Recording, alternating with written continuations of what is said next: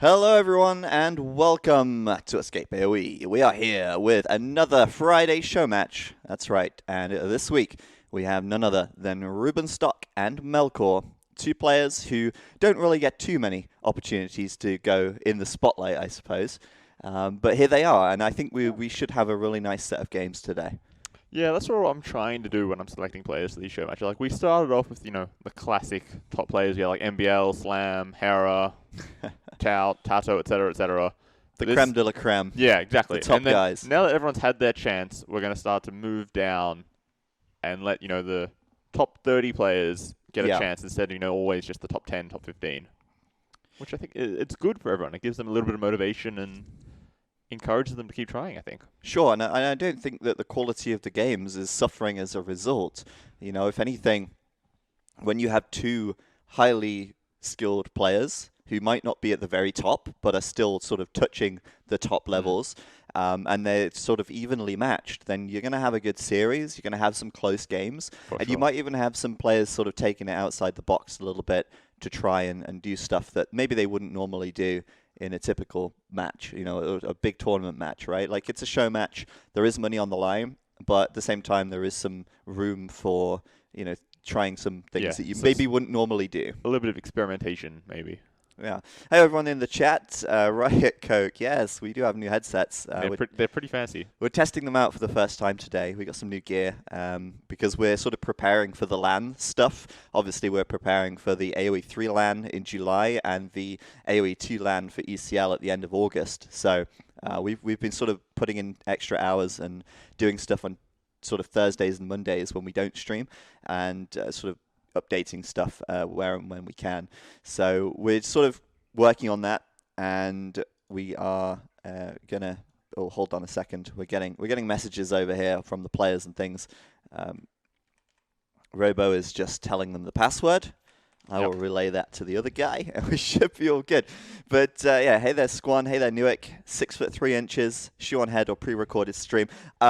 Sure. I mean, why not? I can do a shoey. Oh, I just went for a bottle because that'd be easier, but I guess the shoe works too. I've got head protection on, so I'm fine. We're definitely not pre-recorded. There you go. Or maybe we just pre-recorded it that perfectly that it would line up. Including his name. Because what if this was staged? What if we got him to stage? He says this every stream, right? We know that he's going to do it, so we planned for it. True that. So, anyway, we are going to be using Capture Age today. I'm going to be spectating myself as well. It's weird because I already spec'd myself when I was sat there. Yeah, and then we swapped places, and now I've got to spec myself again because I'm on Robo's PC. Just confusing each other while we're at it. What is this? Seaberg, what, the shoe on the head or the game that we're going to have in store for us today? Because this best of 9 will be featuring Arabia only. And it will be featuring lots of different civs because they cannot repeat civs, and we'll be keeping track of those civ picks as we go. We'll also be doing some polls if Ham is able to, prepare a poll. Then we can have some votes for who you think might win, and you'll be able to put those votes in the chat as well.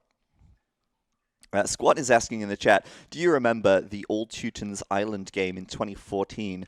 I was playing as Rambo, testing your memory. Well, it's hard to remember specific games because... Are you saying you don't remember every single game you've ever played or casted? Well, I don't know. I mean, I've cast about over 1,000, or probably maybe not cast over 1,000, but definitely played and casted 1,000 games, or watched 1,000 games. So... Not good enough. Can't believe it. You can't remember every single one. Yeah, I don't have photographic sort of memory, unfortunately. I don't think my memory's too bad, but when you've got that much to remember... Not going to happen. Fair enough. I actually remember very few games, to be honest. I really have to jog my memory with some of them. Like, do you remember ECL from last Saturday? No, it's all gone. What was that? What's ECL again? I don't know. I need a reminder, Robo. Shame. Yes, shame. We may have... I think I just saw a little stream stutter there on the second monitor. So we were sort of testing some stuff out earlier on, and we realized that OBS was lagging from time to time. Hopefully we don't have too many lags today, but if we do, apologies. And are you kidding me? 6'3". We've already done that, man. Like, we already just did the shoe on the head, and you obviously missed it. So I'm starting to think this guy's a bot. He's just programmed that's all to he type says. that every 5 minutes or something, and it has actually been 5 minutes since he last typed it as well. Oh, so. he says what? Yeah, you missed it. Go check the VOD, noob. Yeah. You missed it. Feels bad, man. I had a shoe on my head, and I'm not doing it again. By the way, guys, there is a poll happening at the moment. Who do you think is going to win the first game? Melkor or Rubenstock? Number 1 for Rubenstock, number 2 for Melkor in the chat right now. Only one person has done it so far, and that's Tam from The Office. Yeah. So Ham doesn't count. Oh. You got a 1 in the chat. Just type 1 if you want Rubenstock, 2 for Melkor, and you can cast your vote for who you think is going to win game 1. Obviously, at this point, every single one of the civilizations is available to both players, and they can freely pick either. They probably planted a guy to say shoe on head in chat to make us believe it's not pre-order. Exactly, Seaback, exactly. And I knew you would say that at exactly 6:38 p.m. as well. You know, did we just plant the entire chat? Yeah. No, nobody in chat is actually real. Everything. Yeah. They're all bots. Not real. Who we think or who we want? Well, I guess it's who you think is going to win. It could be both. Like, if you want someone to win, you can vote for them too. Sure, right? I mean, I do that. If I ever bet on something, it's like, I really want this team to win, so I'm going to bet on them because I want them to win. Right. I don't necessarily think they're going to win, but then you just kiss away to your money. Yeah, but gambling is a entertainment thing. It's not like you never go into a casino with the mindset to win. You go into a casino with the mindset to have fun. Right. And then ration yourself. Well, I have fun when I win, so I go in there trying to win. You're just a bit too hardline. Yeah. Don't go into a casino, Robo. You're gonna have a bad time. Probably. Never do that. Don't do that. That is nonsense. It depends on your mindset, Frickler. It depends on your mindset. Honestly, because the way I see it is like in the casino. Yes, you might have some wins. Mm-hmm. And you'll probably have some losses. Of course. But there's not a lot of skill involved. If you're playing roulette, don't try and convince yourself there's skill in that. There is definitely skill. You need to know which number is going to be rolled instantly. Like, you can see it rolling, right? And you've got a little time to be able to predict exactly where it's going to go. No, you don't. They close the bets long before the wheel falls into the roulette. You know, but like when it starts spinning, right? You're still able to bet. So like, if you've got a smart enough mind, you can predict how the rotations are going to land. Sure, if you've got a smart enough mind. Yeah, if you can calculate the number over of 9,000 remaining rotations, and then you can quickly do some trigonometry to calculate the trajectory of the ball as it comes down. That's the kind of thing Robo does in his sleep. So obviously, you need to have 3,000 IQ, basically. But yeah, I guess blackjack has some skill to it, but not a big blackjack player myself. Don't go to a casino is good advice for anyone. I would agree with that, Wazza, but that is if you are unable to control yourself. I think if you're able to control yourself, you know your limits, you know what you're willing to spend, then I think it's fine to go to a casino. Like, if you go in there and you've only got like $20 in your pocket and that's it, then you can't really... Well, $20 to your name, or like you've just got $20 in your pocket. That's literally all that you've got, right? Oh, God, yeah, don't do that. It's a terrible idea. Well, you can't spend anything else, right? You can only spend your 20, and then once it's gone, you're done. Oh, I thought you meant like once you've spent your 20, you can't pay rent for the money. No. I mean, like, don't take extra money, because then you might be tempted to, spend more than you're able to. Yeah, I used to do that when I was at university back in the day.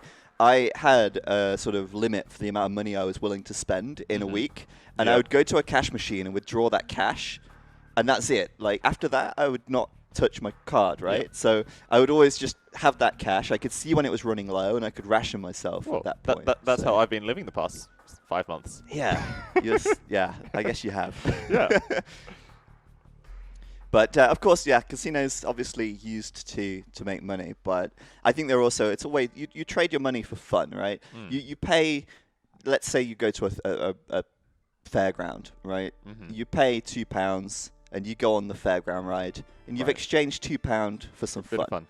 And, if you scale that up and you spend £10, over half an hour in a casino, then you're paying £10 for half an hour's worth of fun. Just like imagine, like, you could spend £5 to subscribe and get some really cool emotes, and that's pretty fun too, right? It's Almost as if you read my mind. I mean, that's amazing. Think about it, guys. You can invest. Don't go to the casino and spend your $5 there. Spend it here on EscapeAoE. Subscribe today. You'll get some cool emotes, and you'll have fun for a whole month. Right, exactly. $5 for a whole month. That's insane value. And not only that, but you get to support the channel, which allows us to host LAN events, which, let's be honest, by the time August rolls around and we're doing the ECL LAN finals, and we have 10 of the best players in the world in this studio playing on that stage over there. Over that way. You're going to wish you subscribed because it's going to be hot. It's going to be damn spicy. And thanks, Riot Coke, for the 4-month resub. It seemed to work. Yeah, perfect. All those sellout strategies. Yeah, for sure. Exactly. So we've got 1 minute 30 on spec delay. We've killed some time here, and the game is about to start. So going into game 1, obviously they've got 31 civs to freely pick. Really, I think it might be an indication of the play style that these players are going for. Personally, I'm expecting Rubenstock to go something like Celts or Aztecs. Or Persians. I think something with infantry. Why Persians? Oh, because a douche? Yeah, right. Maybe we'll see a douche, but I highly doubt it. It'd be pretty funny if it did. Yeah. I would enjoy that. 6'3". What happened to our ES coins? They're coming back, but in a different form, and they'll be attached to our new event, which we're hosting hopefully at the end of the NWC. We're just waiting for Capture Age to launch up here. And did you launch it as a admin mode? I don't remember. I think it's... okay. Capture Age is doing a little update. There we go. And as soon as it's launched, we will be into the first game. I believe it is now working. There we go. We are in. Up, and away we go into game number 1. And thank you, Miracle Tortoise, for the subscription. Much appreciated. And welcome to the team. Yeah, that's it. Welcome to the team. Team. They're not escapees anymore. They're part of the team. You're just part of the team. You're part of the team that's going to make Age of Empires great. Not again, but forever. Forever. That's it. Inspirational words right there. Welcome, everyone, to game number 1. Melkor versus Rubenstock here. Best of 9 series, sponsored by you, the team. I think that's fair to say. That's good. $150 on the line. And that's from the subs and donations and stuff that we've received over the last month. So we've got Rubenstock spawning up to the north in the blue. As the Spanish. Yes. Not the Celts or the Aztecs like the Persians. Prophesized. So we've got Spanish versus Huns. So they're both going for sort of the cavalry civ line. And Rubenstock, probably man-at-arms or maybe scouts and then FC Conks. Possibly, the sort of thing we're looking for. So really, the important resources for him, he needs to have safe stone, and then everything else is just sort of irrelevant. Well, you can check off the safe stone. It's at the back right there. That's really nice. Quick walls around there, and around the top side here. He's got good map, really. 2 golds as well. Yeah. Yeah, he's pretty happy with this, I think. The only downside is the berries, but to be honest, I'm surprised that he's actually pushing the deer. In this situation, I would mill the berries, and I'd take the deer next to the mill. Like, don't waste the scout time pushing that. Get the scout out, scout the map, because the berries are so close to the... Yeah, go lame a boar or something, right? But let's just turn on the health bar colors so that we can see that. That's a good shout. But yeah, I like his map. I think it's good. The front obviously has a small hill, but he can easily wall in using the trees to wall in towards the TC. Towards the TC, ignore the berries once it gets to late feudal. For sure. Nice gold in the back, nice stone in the back. Yeah. And we might see some havoc being caused by Ruby here. If he comes forward with towers, perhaps, I mean, it could be on the cards. Could be man-at-arm trush. That is the sort of crazy strategy he likes to go for. But then we've got on the other side, Melkor playing as the Huns, and his map is pretty average. Yeah. Nice back gold, nice 2 wood lines, but after that, late game, he's got absolutely nothing in his corner of the map here. Right? Yeah. All this dead open space. He's actually very close to the edge and close to the corner, which exactly. usually is good in the early game because it's easy to defend. But then you look at the rest of his map, and he's got to expand quite far out for the golds. Huge empty spaces out here that he can't really wall, right? Like, if he tried to defend these golds, he has to wall like a full quarter of the map around here. Oh, for sure. And that's going to be kind of hard to defend those walls. He might be tempted to stonewall it off, but he is playing as the Huns, and there you go. We spoke about stealing a boar. Rubenstock going to come in and do just that, and that's certainly going to help any men-at-arms aggression that he's planning to go for in this game. But thank you real quick to Titanium White for the 11-month resub. He said, Zero is my hero. Aww. Well, thank you, Titanium White. Nice. You're my favorite fan. Your favorite white? What? No, I said my favorite fan. Yeah, no, but he's a white, so he's your favorite white. if you had to pick out of all the whites in the world. What is a white? Is this a Skyrim thing? It's sort of like medieval fantasy. Right. A white, like in Game of Thrones, which you don't watch, they are whites. What's Game of Thrones? Yeah. Sorry, I'm never going to watch Game of Thrones. Now I've heard about season 8. Well, not worth my time. Why would I get invested into something that has a terrible ending, according to the internet? Okay. Well, I have no idea. We've just seen Rubenstock. He managed to steal that ball quite nicely, right under the TC, next to the other ball. He's got 3 balls now. Nice advantage for him. Lovely stuff. And only 3 vills on the wood right now, so we may not see the super early barracks. Probably just a scout rush, it seems. Yeah. 21 pop, gain loom now. So I kind of expected men-at-arms from Rubenstock, so this is going to be nice to see. He's actually sending 2 vills out to gold, so it will still be men-at-arms by the looks of things. But he could have very easily gone scouts from this position, but I just think men-at-arms is more safe in a way. Yeah, I think it gives him more options in dealing very early pressure. Like, scouts is more consistent over the early feudal age, whereas man-at-arms is like that really quick burst of damage. Mm-hmm. And there's something that you can get to your opponent's base before they can train anything. Right. And in that respect, they are going to be on the defensive. They have to deal with them, or they have to wait until they can counterattack, in which time you've had some time to wall. You've got plenty of opportunities to secure your map. But look at that building from Melkor out there. That's really far forward. Was he thinking of going forwards with one villager? The villager walked back to build that. She was out here and then came back a bit. Kind of strange, but part of me thinking he's wanting to wall that far out to try and secure more map space. Right. This could be a problem, though. Like, the first militia, they're coming out already. If this villager doesn't quick wall, she starts building the stable and then it gets denied, and then... Oh, yeah. Rip. I think there's units coming across right now. There's the first militia. Oh, Second boy, here militia come the and villagers. You know it's going to be a tower rush from Rubenstock, and, I mean, if he can get a tower on that left side near that stone, he denies not only the stone, but the wood line as well. And... that's going to be awkward for Melkor because his second stone is way out to the right. Oh, yeah, all the way out here. And Rubenstock sees it. Yeah, he's checking out the side, seeing what's happening. He's even sitting on it. Mm-hmm. He knows that coming to this stone for counter towers is a possibility, and he's ready for it. Yeah, so Rubenstock man-at-arms coming in, and you can see it looks like he's heading straight down towards that TC. He sees the barracks. Underneath the barracks, though, so Melkor knows the villagers are forward now. Oh, he does. And he's building his stable at the back, assuming that is a stable, of course. It is a stable. But there you go. Left side now, he's going to build that house there by the looks of things. And then follow up with a tower. And, of course, Melkor knows this is coming. He sees it. He scouts it. But even if he sees it, he can't really do much about it. He could try and build a counter tower for sure. But it's already sort of under construction from Rubenstock. And he's got the faster building thanks to being the Spanish as well. So he should still get that tower up in a reasonable time. I think both towers will probably go up.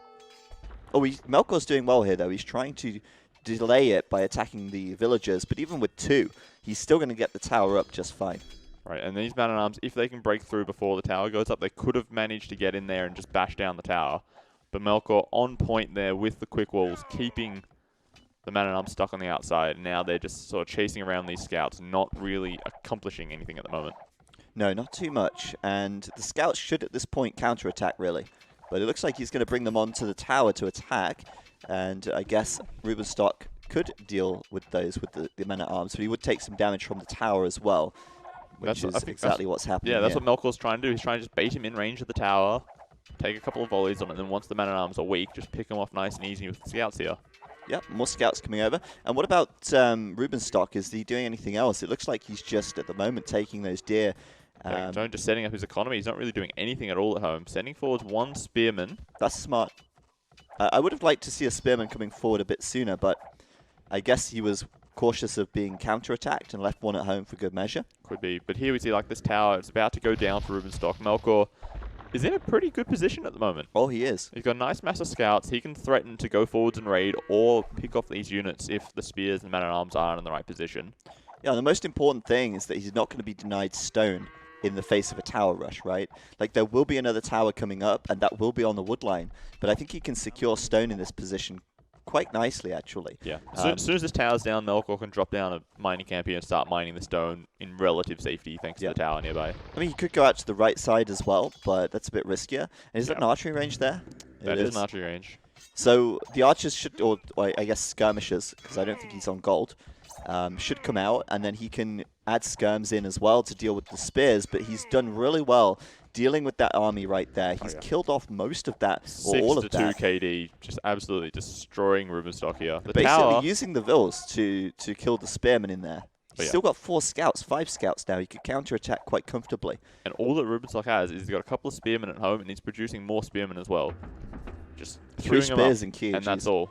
Nothing else is happening for him. Maybe defensive towers at some point. Yeah. He might have to go defensive towers because he's not spent this time actually walling up. And, you know, that means that Melkor now will be able to counterattack with the scouts. But for now, Rubenstock's bringing the spears forward. He's thinking, oh, if I send the spears forward, I can quite easily try to build some more towers. But, oh, this is dicey. They're going to lose 1 villager there. And now these scouts, they could get in here and they can start to bash down the tower because it's not fully walled anymore. Oh, for sure. And he can always add counter towers of his own now that he's on stone again. He's actually got enough, and there it is. And he's got more builders as well. So at the range, he should be producing something soon. At the moment, he's not. But, you know, he could very easily add a couple of skirms in this situation. I think he's long-distance mining gold to add in some archers and probably a mix of archers and skirms. Yeah, he's kind of delaying that, though. I guess he's distracted by other things. But he should be producing those soon. And there you go. His tower goes up nice and quick. So those villagers there, they might not die, but they're going to be forced away from their building. And then this poor tower stuck here at 82%, unable to get finished at this point in time. I'm feeling good about Melkor's position at the moment. Yeah, he's playing really solid. It's not too bad. I mean, this could have been worse, right? This could have been awful. But he did the exactly right thing, right? He built the counter tower, then he sent the villagers forward as well to help fight off the military that Rubenstock was sending forwards. And then while at the same time, he's secured the rest of his base. Right, he's got these walls on this side. He's got the stable starting to prepare to wall across the front here. It is a nice position here. The problem is, though, if it does go to the mid-game, then Melkor's map is still going to be really difficult to deal with. The fact that his gold is forward and his stone is forward as well, it will be hard for him, especially if Rubenstock is able to get castle and make conquistadors, because we know how effective they are at controlling the map. Oh, yeah. As we say every stream, and everybody says every stream, they're an Imperial Age unit that you can make in the Castle Age. Pretty much. You want to be making them. If you're not making them for some reason, you know, you're making a mistake. And he's making a stable there, I'm assuming.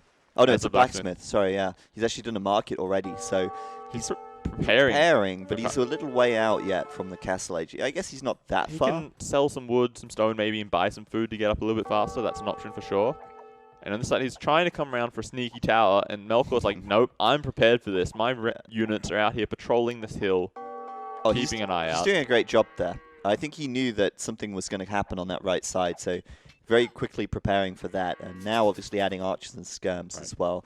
And I'm guessing Melkor will just transition into 3-4 archery ranges and do cavalry archer, which if he can get a decent mass, then I guess the conquistadors might not be too much of a problem, because if they reach Castle Age at, you know, roughly the same time, then Melkor will be able to outproduce Rubenstock quite comfortably with 3 ranges.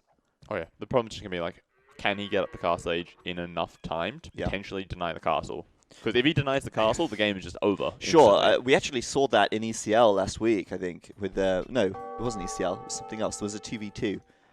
On Gold Rush, I think. Yes, yeah, between MBL and Nikov versus Vio and Lix. Yeah, that was the show match we did on last Sunday. The Capture Age and we saw that the castle from the Spanish player got denied, and that was GG, right? So important. But Rubenstock will be up to the Castle Age first, and I think Melkor could have beat him to Castle if his eco was a little better distributed. He actually just had to use the market there, but he had already gathered more than enough resources in total to go Castle. And at the moment, I mean, look at that KD, 11-3. Now coming on to Rubenstock's eco, killing a villager, spearman there, and threatening to kill some villagers. So he's in a really good position here. And obviously, like I said, the castle difference is not much. It's 30 seconds. And Melkor not going to get trapped. So close. But still taking a lot of damage here on these scouts and not really accomplishing anything with them. Right, they've caused a tiny little bit of idle time, caused these houses to be built and then deleted, and that's it. Right. But this may get Nah. No. Well, that's fine. It'll be back up in a second. Well, I guess, can you pause the game? Can you tab out and pause? F11, tab and pause. Yeah, F11, Alt, tab, pause. There we go. It wasn't the internet. It was, I guess, the PC may have got restarted or something. But it looks like we're back. So we can resume here. There we go. So you've not missed anything, don't worry. Rubenstock just reached castle, and he's building his castle now. Very defensively in the back of his Mega base. defensively. Defending just the gold in his farms, and that's all at the moment. Honestly, though, I feel like that's okay. Because if you look at his map, he doesn't need to come forward with that castle to secure any resources. The only thing that I would have maybe liked is a little bit further up on this hill to help defend the wood lines. Yeah, maybe up like on this right side there. Yeah, that would have been good. Then he can sort of get this wood as well. It gives him a little bit more options to expand. But it's better to be safe than sorry. And he'll go and put a TC right there as well. So Rubenstock then producing from one castle, and he's making conks, of course, and his tower there on the stone even picking off a scout. But then on the other side, you've got Melkor here, and he's going straight into Cav Archer by the looks of things. Yeah, 3 at a time. Rangers pumping him out. They're crossing the map instantly. Honestly, I don't care how good Conquistadors are, but against 3 Cav Archer, 3 Cav Archer are produced in this same period as 1 Conquistador. Like, Melkor is going to overpower Rubenstock, and he's even going for ballistics nice and early, which is super smart, right? Because it's a fast-moving unit. You're going to increase the accuracy. If they try and run, you get them. And yeah, exactly right. Any sort of like micro-engagements, which is what the Conquistadors want to do. They want to abuse their high damage and quick reload time to shoot, move, and then ballistics just helps counter that so well. Oh yeah. For the Cav Archers. The question is going to be though, is Melkor adding TCs? Yes, he is. He's got second TC coming up at the back of his base. So they're both equal on economy at this stage. The big question is simply going to be who can deal the most damage. And out here on the left, it's just a random house. These spearmen are just chasing down this knight. Well, I think the spearmen are done for here. Maybe the knight dies too, but the Cav Archers can definitely pick them up as well. Now, coming across the middle of the map, we do see Rubenstock with his, they're both sort of counter-raiding at the exact same time against each other. Yeah, right. Melkor here. Does he find a villager in the wood line? I think we're a bit zoomed out to tell. Well, there's one on this side for some reason, but nothing on the inside. Not yet. Maybe he could have come around to this side and denied the TC? But he doesn't know about that, obviously, and he's just going to stay on the side denying the wood line. And the nice thing for Melkor is he's got bloodlines and Bodkin Arrow, whereas Rubenstock only has +1 defense and no bloodlines. Obviously doesn't need ballistics, but Melkor has key upgrades here, which is going to really improve the power of those cavalry archer. And you look at those Conquistador, missing bloodlines and +2 defense against Bodkin Arrow is a problem, right? And he's even mixing in some knights as well. I don't know how I feel about that. I guess it's kind of good if he can get on top of them or tank. I feel like the knights are mostly just to run around tanking, right? Get in the face of the conks, just, dodge side to side like this to distract any fire from coming against the Cav Archers. Yeah, that's true. And already you can see that Melkor nearly doubling the military count now of Rubenstock. He's close. 24 to 13 on this side, and he's way ahead in villages as well. Yeah, Rubenstock does not look good here. And, I'm a little disappointed for Rubenstock, and because his map was so good, he doesn't really have a reason not to perhaps wall up and try and take an advantage in the later stage of the game. Using a couple more villages on the stone as well. And really, his early aggression just didn't really deal anything, right? No. He's got this one tower denying the wood line, which is nice. But long term, it doesn't deal that much damage. Right? He's moved over this other wood line. He's built his TC there. He's got another TC on this front wood line. He'll eventually clear up these towers with his own defensive towers, and then he'll be absolutely fine. And on the other side of the map as well, you can see Melkor's raiding in multiple locations. Oh yeah, both sides. Yeah, and he's doing a really good job of that, being very quick to react. And there's some sheep that Rubenstock never found. Interesting.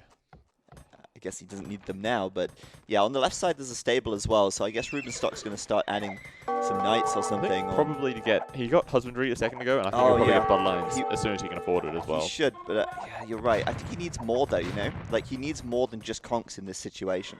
Because as we already established, he's already being outproduced. And okay, so there's his answer, Monastery. Yeah, adding in a couple of monks. But yeah, I do think now he's getting leather archer armor and bloodlines in. He definitely will stand a better chance at fighting these Cav Archers, but there's so many of them. Look at them all just charging across the map here. 28 army to 13 at the moment. And remember, he's got a bunch of these spearmen that really don't accomplish anything at all. The problem he's got as well is that even if he gets 1 or 2 conversions, it will not be enough. Oh no. And especially like, because ranged units are generally pretty bad to convert because their strength is mass numbers. Oh, you took 1 of my cav archers? No worries, I've still got 10 of them. I can still one-shot the cav archer you converted. Yeah, it also dies almost instantly when it's surrounded by enemies. You know, they can all shoot at it at once, whereas if you convert 1 knight in a group of knights, it can easily get away without being shot down. Or, you know, run around and steal some free damage. Yeah. So, Siege Workshop as well, Rubenstock now. Going to be looking, I guess, for a mangonel, which... Can't afford it just yet. He needs a little bit more wood. It's just, again, one of those things that isn't all that effective against Cav Archer. Because they're so fast, you can dodge it a lot easier. They have the extra damage, so they do kill it a lot faster. And then also, they've got so much more HP than a crossbowman that they can tank a mangonel shot. Especially if they're uphill as well. Yeah, so, you know, I feel like this is going to be not... Well, I don't think it's going to work out too well for Rubenstock at the moment. The question is, what can he do? At the moment, he's just trying to focus on getting his upgrades in. And I think if he can take a fight where he gets a couple of conversions, he gets a good mangonel shot, and there you go. Not a bad mangonel shot. That was pretty good. There's a lot of damage in there. He can maybe, at this point, deal the damage, the remaining damage, with the conks. And if he gets 1 more shot, that was pretty good. That's pretty good. He can actually do some damage with the conks now.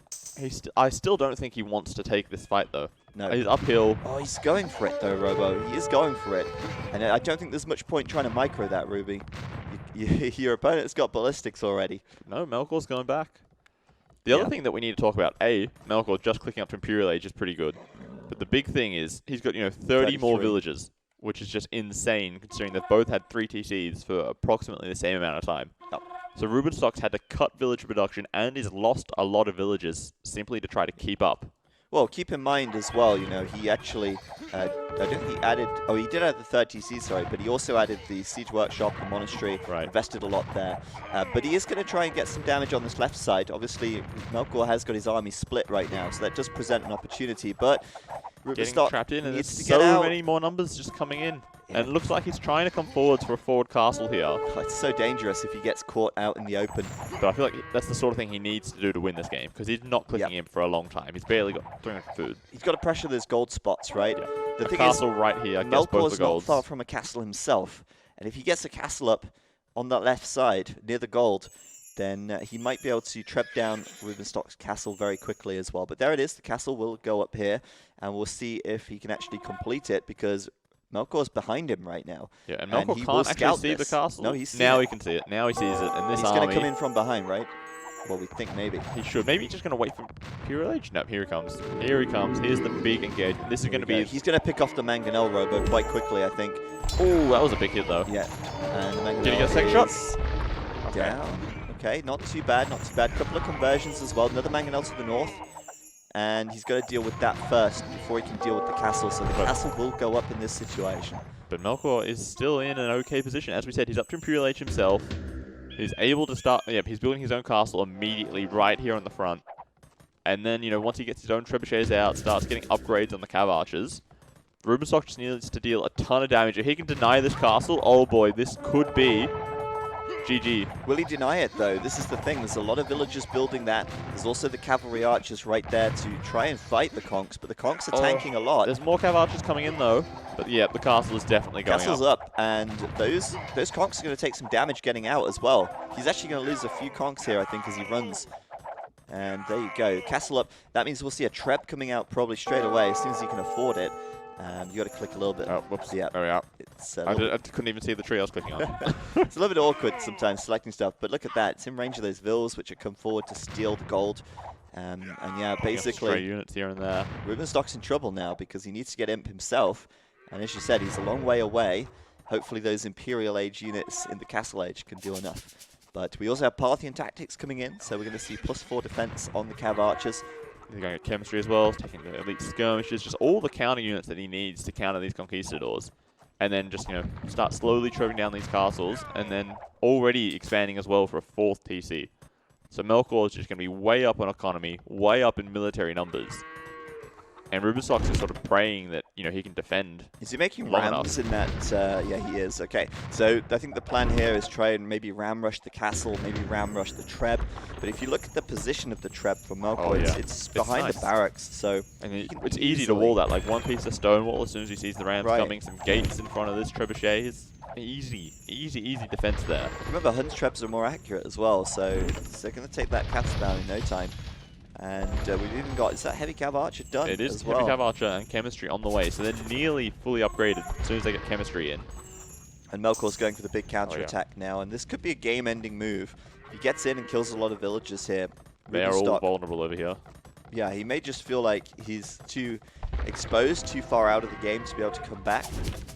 That in combination with losing his castle on the front will be pretty bad I think news. as soon as this castle dies, it's pretty much make or break. He has to get a good ram rush in here and destroy Melkor. Here we go, 4 rams coming out. Is that going to be enough? Remember, Melkor did send his army across the map. Quickly check that on the other side. He's going to raid that wood line there. So that's happening at the same time as the push, which is coming in now. But this is the important one. This is the only thing that really matters at this point. Rubenstock either clears this up and has a chance, or it's all over. He's going in, he's got 1 trap. He's now deployed onto the castle, and there's a couple of Tarkans coming out. But look at those Conquistadors sitting under the castle there, going for the second trebuchet. Can't get that, but the the castle is going down at the moment to the Rams, and the Rams look quite healthy. I don't think it's going down fast enough though. Like, he's losing so much of his conk numbers. Oh yeah, he's losing a lot of conks. He's also doing quite a bit of damage, but he's taking a lot of damage from that castle as well. And there it is, GG. Look, keep in mind, at the other side of the map, the raids are still going on. Losing villages all around the place. And there you have it. And even here in the middle, possibly losing some units. Wow, very well played by Melkor there. I feel like he made the best of a pretty bad map, and I think the Huns fare pretty well in this matchup anyway. I think being able to produce Cav Archers from 3 and in the end now 5 ranges is always going to outperform 1 or 2 castles, because you're just getting so much more value so much more quickly, and it's all about getting those units out on the map quickly. And when you've got a map like this, which is open, which is hard to defend, being able to produce more units and dominate the map control is really the way to make up for that fact. And he did just that. Like, we saw him. I think it's also like a little bit of a misplay from Rubenstock, not defending his base enough. Yeah, he could have walled up. He came forwards and he did a little bit of damage, not enough, I think, in my opinion, and then he didn't do anything else the rest of the game. He didn't really take many losses either, but he just let Melkor do whatever he wanted to. He didn't abuse the fact that Melkor's map was, relatively bad. Exactly. And he could have done a lot more with the towers. He probably could have tower crept in rather than... I mean, I guess he got scouted by that forward barracks, which he didn't expect. So that ended up being really valuable for Melkor, because he saw it coming a long way away. But he could have done a lot more to deny stone and such, and gold, with more towers perhaps, and then walling up at home. But let's come out the game, because the next game is now starting, and that was indeed the first match. Wacky-chan, welcome to the stream, everyone. And if you're just tuning in, you haven't missed too much. The second game will be on the way very shortly. And he's already in. There we go. So, yeah, first game. Pretty good for Melkor. Looked very good. I don't think Rubenstock played that one particularly well. I think he could have done better there. No, I don't think so. I think probably just throwing out Spain there, thinking, we'll just try to maybe get a little bit of a meme win. Meme win in game 1? Yeah, and that's then one way to come to a series. See how Melkor's playing it and then adapt. Yeah. Melkor played very smartly in that situation. I think he did well. I mean, he did what the Huns do. He didn't do anything sort of massively unusual. No, not at all. I mean, that's all he needed to do, right? He only needed to play the Huns as you play the Huns, and that was enough to beat Rubenstock in that situation, which, looks good for Melkor. But game 2, obviously, they can't take those civs again now. They have to pick from other civs. There's still plenty of civs available, 30 to be precise. A lot of options. A lot of options. I think, honestly, just at this point, Melkor sort of used a relatively strong civ in the Huns. And yes, he got the win with it, so it's not really like a waste or anything like that. But Rubenstock hasn't lost like a power civ. No. It's not like he lost with, like, say, the Mayans or Chinese or Malians or Slavs. Yeah, which are that's considered true. top tier. Yeah, you're right. I mean, obviously the Spanish are reasonable, but I wouldn't consider them top tier Arabia civ, right? They're very dependent on having a really nice map. And then they can be incredibly overpowered. But if they've only got an average map, it's like, well... And even then, it's not guaranteed, right? I think, really in that last game, I think Rubenstock should have tried to wall up some more. And then he could have fallen back and played more defensively if he needed to. But even before that, I think just going forward and trying to dominate the map control from Feudal Age would have been perhaps better. But, yeah. Then it's kind of difficult, though, because you don't want to be making archers as Spanish. And going full skirms, you just sort of get wrecked by the scouts that you know he's making. So he's sort of forced to do the same strategy, with just slightly worse because his civ doesn't have an eco bonus. Their stables don't work as quickly. Yeah. So he sort of has to try to do something that's not the standard Arabia, scouts, archers sort of playstyle. But we're just about to get into game number 2. Yeah, that's right. And game 2, obviously, it will still be Arabia, since it's always Arabia. And we're just going to... AoE2 crashed. It seems to do that. I don't know if that's just... Is that Capture Age or is that us? I have no idea. I think that's us. Okay. I think when we try to launch into Capture Age too quickly...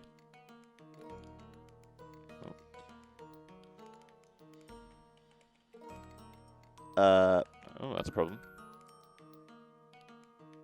Okay. Give us a sec, guys. I think the host changed the password to the game. Can you message them? I'll try and message them. Can you message them? This is awkward. The password is different. Yeah, we set the password on the game, and then it's...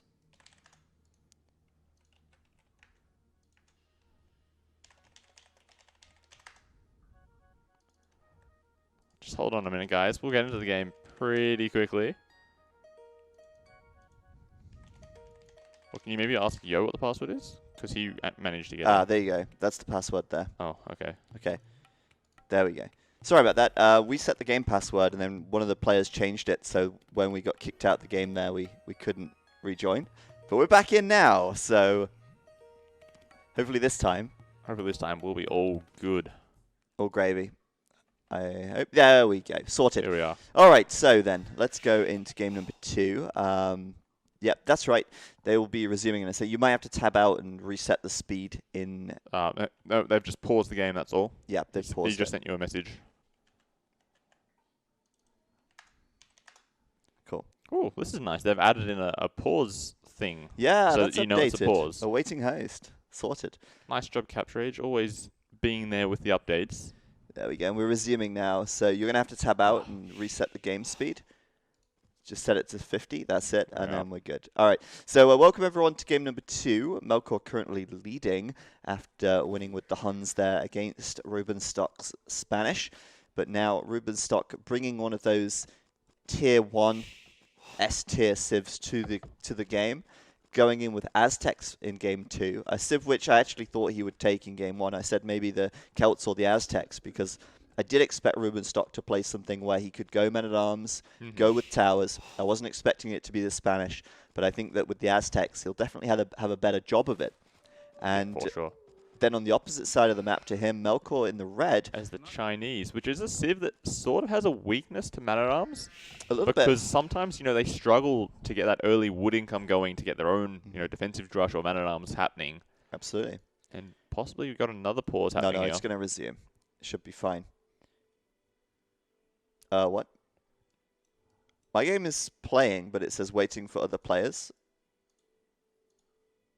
Now it's resumed. Can you tab back into AOC?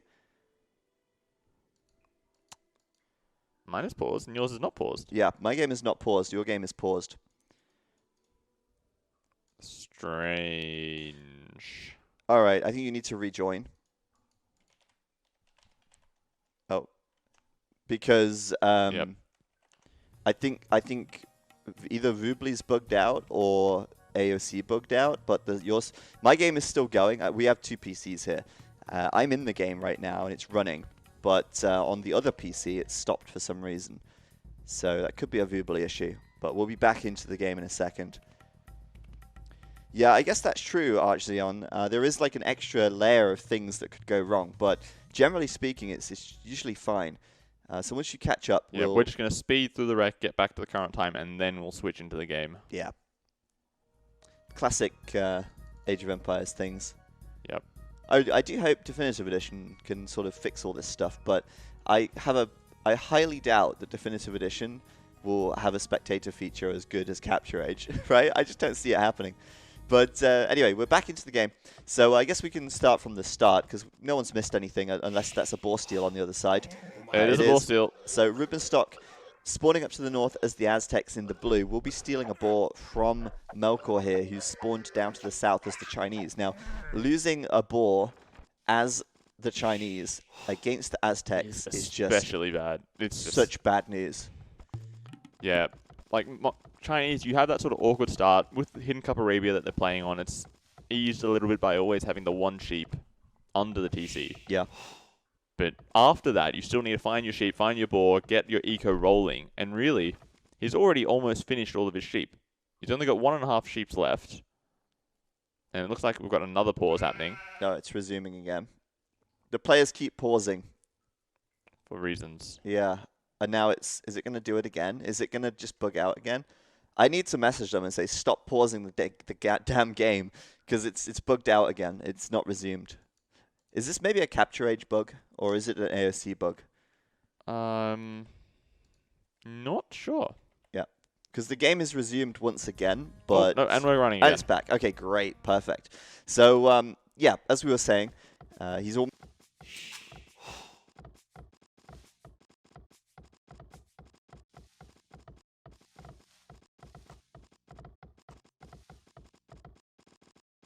Ok.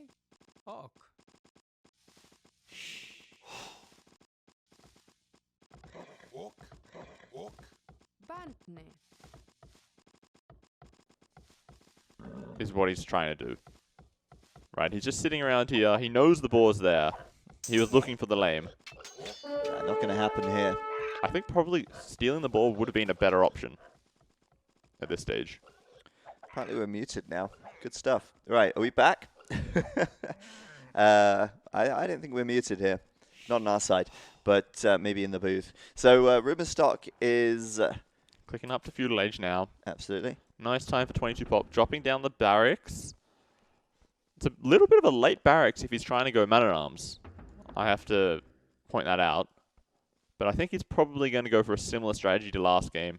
You know, make 3 or 4 man-at-arms and then just roam forwards and try to get some towers up.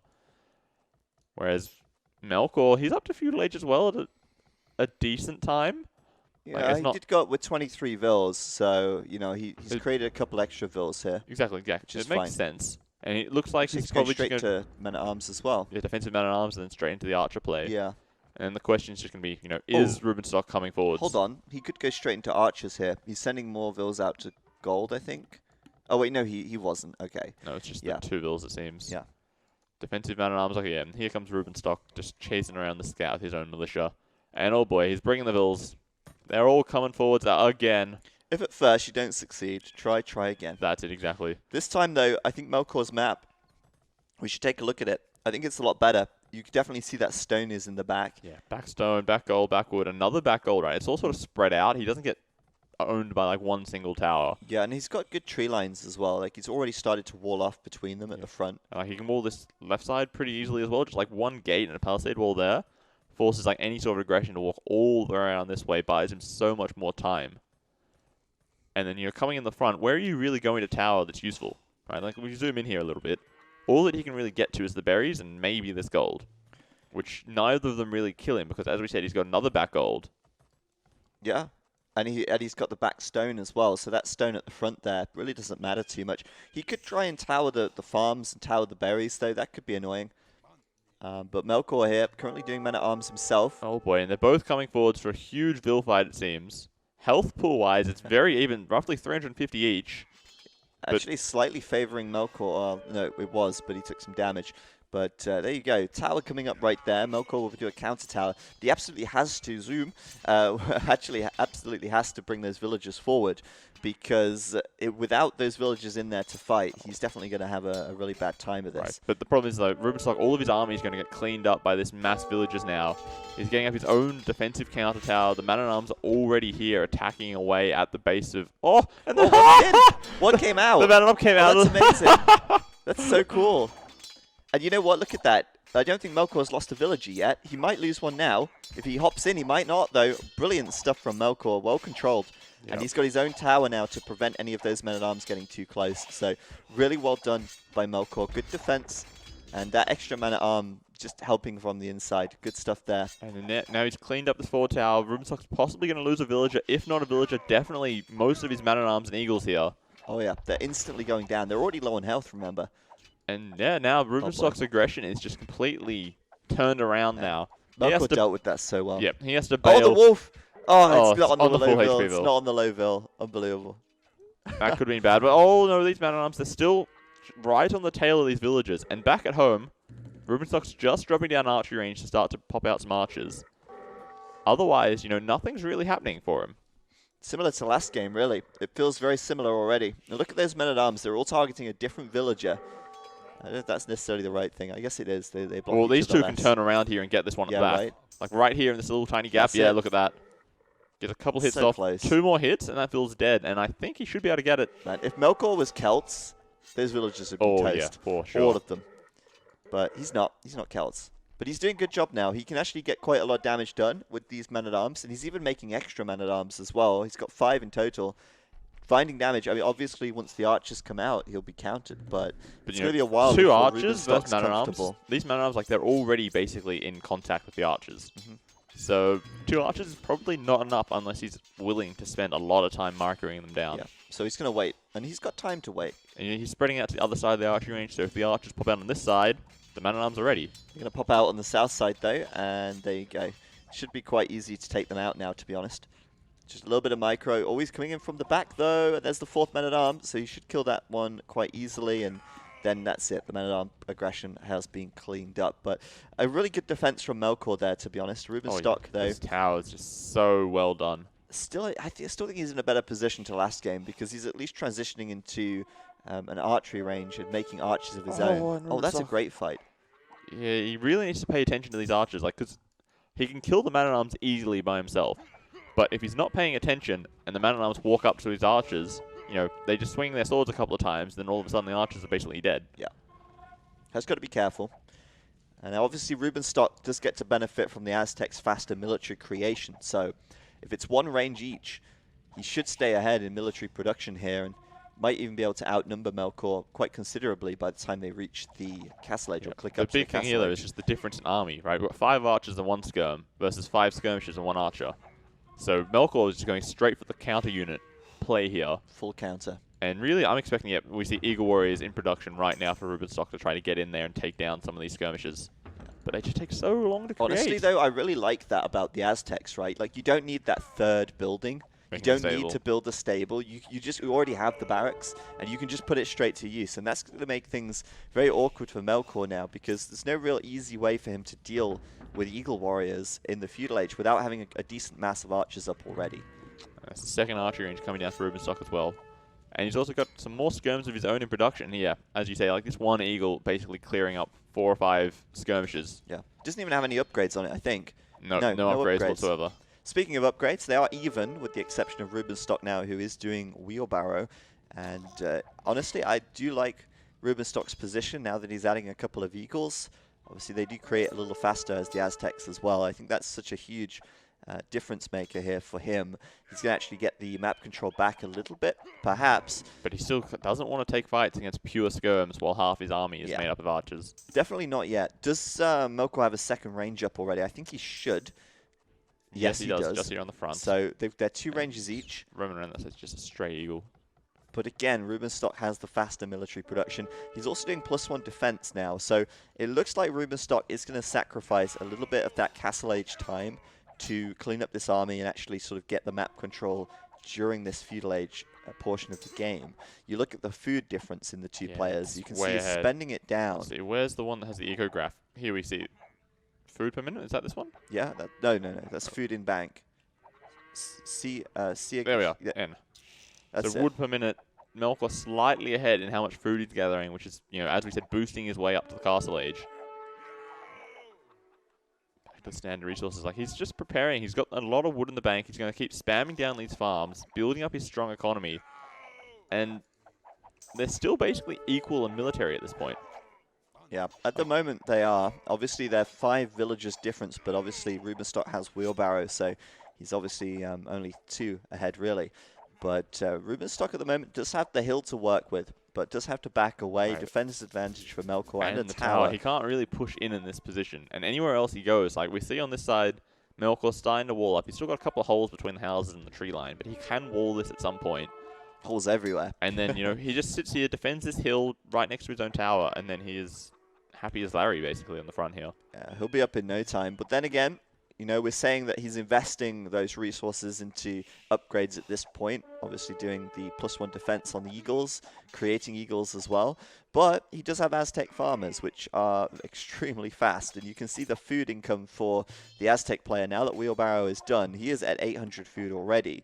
And it may be that Rubenstock is clicking up to the Castle Age first. Either way, it will be close. He needs a little bit of gold, but there it is. Castle Age is in for Rubenstock now. Just barely ahead of Melkor. But he does not have the map control, Robo. He's actually backing up at the moment. 13 military versus 15 with an even KD. So Rubenstock now can probably pay a bit more attention to military production. But Melkor really close behind him. Only 8 seconds behind to the Castle Age here. Close game. I'm wondering that. So, oh boy. Okay, second barracks. This is what I was expecting. In the transition, he builds another barracks just to keep this constant Eagle, Archer, Skirm production going. And just go all in Castle Age, I expect. Yeah. Siege Workshop, Mangonel, even some Monks possibility. Ooh, got a sneaky little Archer raid possibly coming around the side. We'll keep an eye on that. I like that. I think Pete is right as well in the chat. He's saying that I think Rubenstock cut villager production. It's the only explanation for it because he either accidentally forgot to queue vills, which seems unlikely, or he purposely didn't queue them because he certainly didn't lose any villagers during the feudal age there. So he's down by a few vills, but obviously he has Wheelbarrow to account for a couple of those. And it looks like Capture Age is now crashed. It might come back, but it is not responding. It is not responding. You can see the little wheelie circle going around. Come on, Capture Age. We believe in you. Pull through. F's in the chat. Pay respect. No, oh, no. Capture Age is not responding. Can it recover? Can it? Come on. Can we save the patient? Can we save the patient? I don't think so. No, we need 200 cc's of morphine stat. Uh-oh, we've lost him. No, oh no, that's just AOC. I think at this point we just cast from here. Maybe just try to manually reopen Capture Age. Oh, can it actually come back from this point in the game? I think so. Okay, well in that case we'll try again, but we have the game open in case. Apologies for this. Obviously Capture Age still in beta.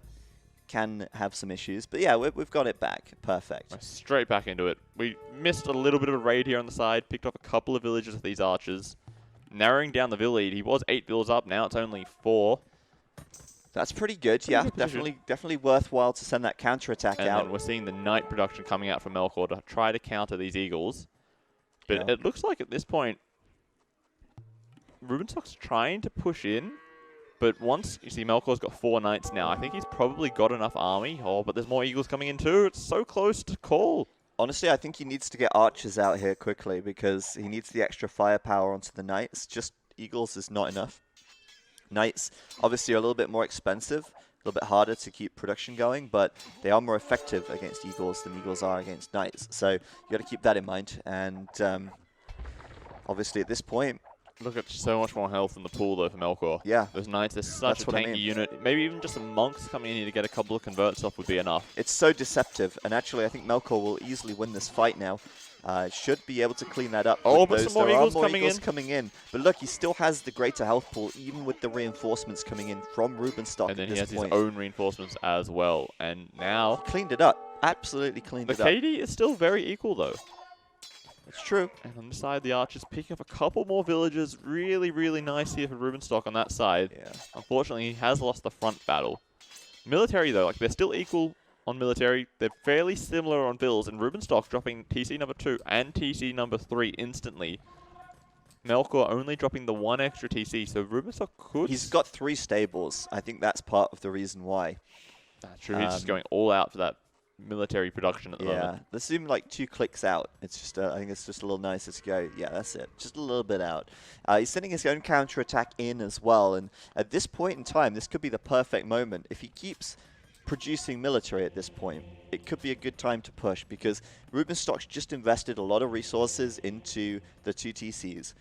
And if Melkor can take this time to pull ahead in military and start busting down some of these weak palisade gates, for example, oh yeah, you could very easily get in and do damage. Yeah. Is Rubenstock ready? Yep, instantly getting these villages onto the repair. If he had the stone, he does have the stone, I would just drop a stone gate behind it just to be safe, right? It's more than 2 vills to repair that gate, though. Right, 4 of them going. Only just, look at that. Is it going up or is it going down? It looks like it could still be, it's going up. I think it's going up. It's only just going up. But yeah, and Melkor's now he gonna gets to attack attack the other one. one as well. Yep, there we are. There's the Nice. stone gates. Delete that farm, make a stone gate. Stone wall in this corner as well. It's awkward. On the other side, though, another attack coming in. This Oh, time that's there a is lot a of TC eagles. in position. A lot of eagles, but there's a lot of knights, and as you say, the TC is there as well. He's just concentrating on villages, it Finding seems. villas even, though. He doesn't even care about protecting his army or trading efficiently. He's just like, kill as many villages as we can, try to get ahead economically. He knows that he has 3 TCs. Maybe he's got like a suspicion in the back of his mind that Melkor's only on the single TC.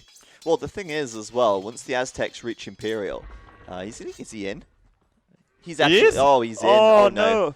Rubenstock should have paid more attention to that. Those knights never went away, and now they're into his eco. That's going to cause havoc. Yeah, but these eagles have to come back and try to deal with this. But this wood line, look, they're so vulnerable here. Yeah, he's going to try and quick wall that out, actually, which is pretty smart. He's doing a good job of that. Well played to Rubenstock. Still a couple of villages around this side. He can kill a house pretty quickly. Yeah, he could very easily overwhelm a villager there, I think. Or can he? Oh, not quite, but I think he can still win a fight against these eagles. He's bought himself enough time, though. That's the main thing. Oh, a lot of his knights are actually injured. Yeah, he's got to get back, perhaps, because there's a lot of reinforcements coming in. There's 3 barracks now, I think, from Rubenstock. Yep, there's 2 barracks there and the one on the front. And oh, that's a nice little house trapping in those 2 knights there. So the thing is, Rubenstock knows that if he gets Imperial first and starts spamming elite eagles across the map, there's not a lot Melkor's going to be able to do about that. So he's going to try for that, but at the moment, Melkor still has a villager lead. And a huge mass of knights running in from the front here. It looks like Rubenstock got 1 single convert off and then lost all of his monks. This is dicey. There is the TC helping him out, so I think he should be okay in this fight, but it's not going well. He's running in the eagles like 3 or 4 at a time. You don't do that. You need to fight as one group together, not sort of send in 2 by 2. That's not effective, and Rubenstock there definitely took a big hit to the KD, lost a lot of units, and he's still behind in villages by 11, even with the additional TC that he had for a while. Melkor has dropped his third as well. Yeah, for Melkor. But look at the upgrades as He well can just run there. past the back. Melkor still doesn't have wheelbarrow, Oh, no, he doesn't. which is a problem. That's kind of surprising. And they're even on upgrades with regards to the defense and attack. They've both got +2 defense, both have +1 attack, but the knight is just better overall, especially with bloodlines as well, giving a huge HP boost to the whole group of units. So Melkor at the moment, full map control. Rubenstock on the back foot, and even though he's up to 3 TCs, this TC on the front is hardly working. Yeah, every villager it creates can't really work, just sits in TC. It contributes some arrows, which is, somewhat useful for picking off these knights. He gets a couple of kills here and there. Get in the TC, lady. Nope, you're dead. And honestly, if Melkor just keeps spamming out these knights, he can just start to kill TCs with mass knight numbers. Yeah. He will kill the monastery, which seems to be his priority here. He's Doesn't gonna want get out. any pesky monks, right? Yeah, doesn't want to get any conversions for no reason. Oh boy, and now the pikeman tech coming out. Keep in mind, Melkor's got a lot of experience with Arena. He knows what monks are capable of.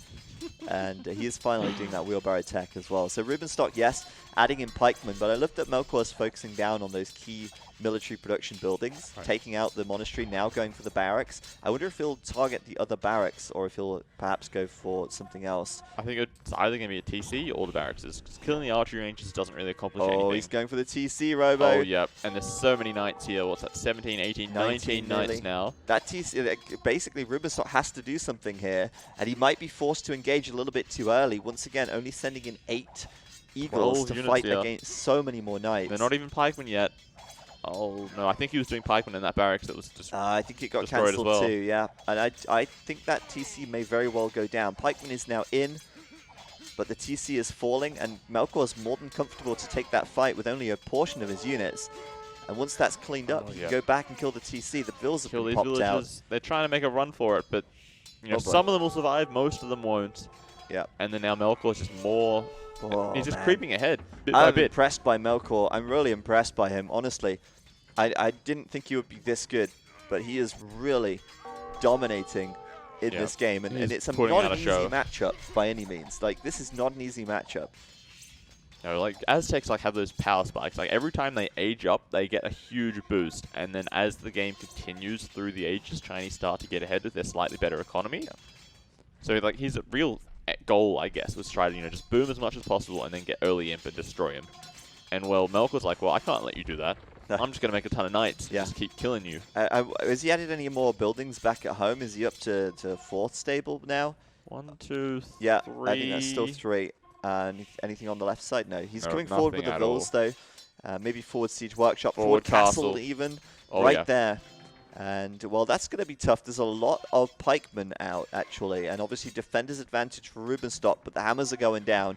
And that castle, well, he's going to try and bring it up. But let's see. I mean, obviously, Rubenstock can probably take a decent fight here, to be honest. That's going to be an absolute massacre on those Knights of Melkor. He has to go back, and he may have gotten a little bit too greedy, Robo. Honestly, he might have gotten too greedy here. I think that if the pikemen start attacking the villages, then the knights can attack the pikemen for free. That's true. I mean, he's going against both of them right now, so almost in a sense the villagers are tanking here.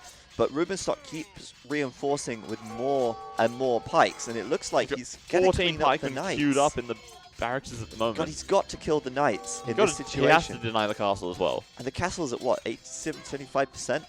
Yep. One Man, villager walled in, Rubenstock losing the score lead here. This is insane. Like, he's just throwing the game. He needs to make one archer to kill this villager that's What did I in. just say a minute ago? I'm so impressed by Melkor. He's playing so good. And then he goes and builds a goddamn gout castle. Make an archer. Make an archer really quick. A gout castle. Oh, he doesn't need the archers. He doesn't need an archer. Look at that castle. It's on what, 90%? 92%. Oh, boy. And that is how you throw the game right there. He is still 30 villagers up, though. He got it. Remember that. Yeah, he switches into crossbows or something like that, and he'll be able to defend the pikemen. That's a pretty mighty oof right there, though. Oh, I thought it was going to go up. So I really thought it would make it. So, economically, though, look at Melkor. He's about to click Imp, but so is Rubenstock. I tell you now, the Aztec eco, it's so good. Even after all this, he's still up to Imp at about the same time. No, he's just on handcart instead of clicking Imp. Yeah, I think he may not have... Oh, he should have the 2 buildings. He's got a siege workshop. He's had built a monastery. He doesn't have the monastery anymore. Right. Yeah. Oh, he does have now. He's got one now. So he's going to click up any second. He's got the resources. There it is. And it's in this TC as well. Okay. So he's actually going to be up before Melkor. Ever so slightly. And Melkor now, I feel like Melkor is feeling a little bit shaken after that. He's doing long swordsman and light cav. He's not even going up to Imp. And he had the resources to do it. Oh, he did. Oh, what the hell? He spent them down. Did he just... He had the resources. He spent them down. He's like, oh, shit, I got to deal with these pikes. Wow. I feel like that's a huge overreaction. Maybe he was thinking Rubenstock will just go all in Castle Age, mass eagle, mass pike. Right. But Rubenstock's just... Oh, man, Rubenstock is on a huge comeback right here. Melkor could have just built the castle at home, gone up to Imp, and he probably would have been fine with Chuko Nu in defense. That's true. That is true for sure.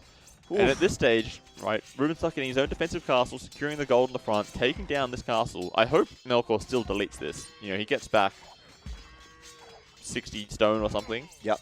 Still better to delete it. Yeah, I mean, get everything you can get, right? I think he will delete it. Let's see. But otherwise, like, these long swordsmen, they are still going to be...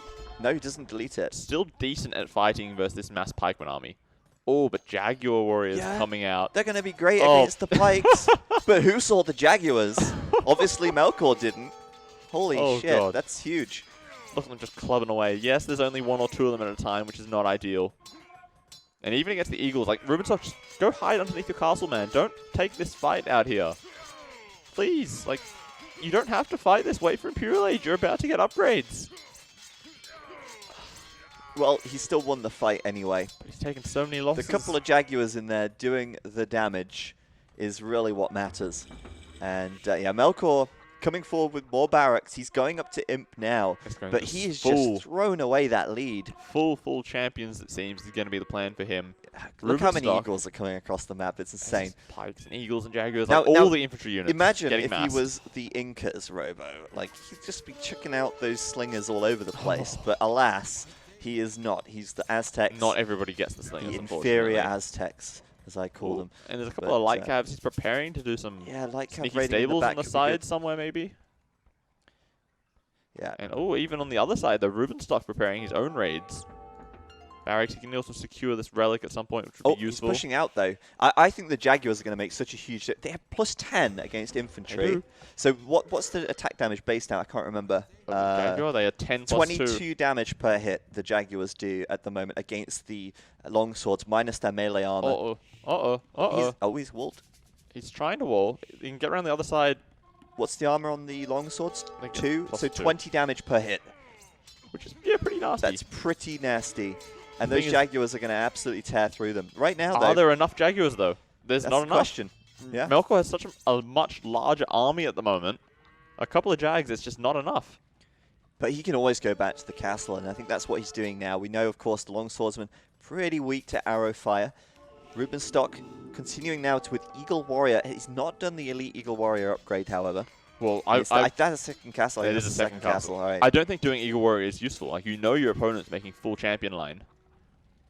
It doesn't really achieve anything. You're just going to get wrecked in any fight you take. I think going into champions himself, or even Arbalest, or just mass Jaguars is a better play at this point. Wasting resources on Eagles is just not going to help him. If you're going to make the Eagles, use them to raid. Exactly. Like, and then there's use a the couple Jaguars down to here. deal with these guys over here. And he will deal with these now. Obviously, the Jaguars are so effective against these longswords. And he is raiding at the backside as well. So he's doing a little bit of both. These don't even need Elite Eagle Warrior. Like, they're still decent at raiding against villages. Yeah. And it's such an expensive upgrade getting Elite Eagle Warrior. That's very true. And meanwhile, we've got Blast Furnace coming in for both, while Two-Handed Swordsman's being researched for Melkor. Melkor is just like taking map control. He's just sort of boxing Rubenstock into this corner here. I wanted to ask about gold. There's extra gold on the map. There's one here. Does either player know of that gold? Melkor knows. I don't think Rubenstock does. Okay. And then this one over here. Melkor definitely knows that. Okay, let's switch over to Rubenstock's point of view and see what does he see. No. Not that gold, but he does see this one. He's going out there now. And as far as relics are concerned, I don't think the Aztec player has many relics. I think he may have 1 or 2. Melkor is the only one with a relic. Oh, wow. Okay. So this is not good for Rubenstock long term. But at the moment, it's far from gold running out. We've still got 8k gold on the map. The problem, though... Oh, whoops. That's the wrong What's button. happening over here? Ah, shit. There we are. My bad. There Pressed the wrong button. The problem here is, like, there's just these constant raids coming in on all sides, right? There's light cav coming in, and Rubenstock's just calling the GG there. Wow, there it is. I thought that was the epic comeback from Rubenstock, and in a sense it was, but he didn't follow through to the end of the game. I feel like he wasted too much army in this fight here and just sort of hacking away here before Imperial Age. I feel like that was still premature. I don't think he needed to call GG there. I know he was behind an eco. He still had 110 villagers. He had 21 military against 27, and he's got the answer to what Melkor is checking into already. He's got 2 castles. He can make more Jaguars. He can continue to raid with Eagles. And look at his resources. He can afford so much. Yeah. I feel like that was too early to call GG there. I think that was far too early. I think he's just feeling like he's just being really strangled here. Like, there's this castle on this side preventing him from getting over to this gold that he wants to go to. Sure, but look at the right side. He's cleaned it up. Pretty much. He's got Trebs killing this barrack stables, look. I feel like that's too early from Rubenstock, but man, it was a shame because he did a really good job to come back. I think Melkor sort of threw the game a little bit with that forward castle. That castle was definitely preparation for a throw. Preparation for a throw. Yeah. Throw prep. Well, there you have it. Wow. I'm kind of impressed that Melkor managed to get the win after that throw. I feel like, again, like I say, Rubenstock may have called that too soon, but he called it for his own reasons, and I'm assuming that he had good reason to do so. It'll be into the next game in just over a minute's time. Yeah. Resources aren't necessarily the true story. That is true. It does unqueue units and techs and stuff. Yeah, sure, but I mean, if you've got that much resources at the end, then those resources in time would have become those units anyway, because they've already queued up. So I know what you're saying, Pete, but I do still think it was perhaps too early. But GG anyway. It's 2-0 to Melkor now as we go into Game 3 in a few seconds' time and here. it looks like everybody is voting for Melkor in the poll. I'm wondering why I can't join. Because the game has not started yet. There we go. Yeah, but the spec countdown wasn't there. I don't know. I guess it will start anyway. But yeah, hello to everyone in the chat. Pudding Plunder, welcome. Evening. Ben Goot.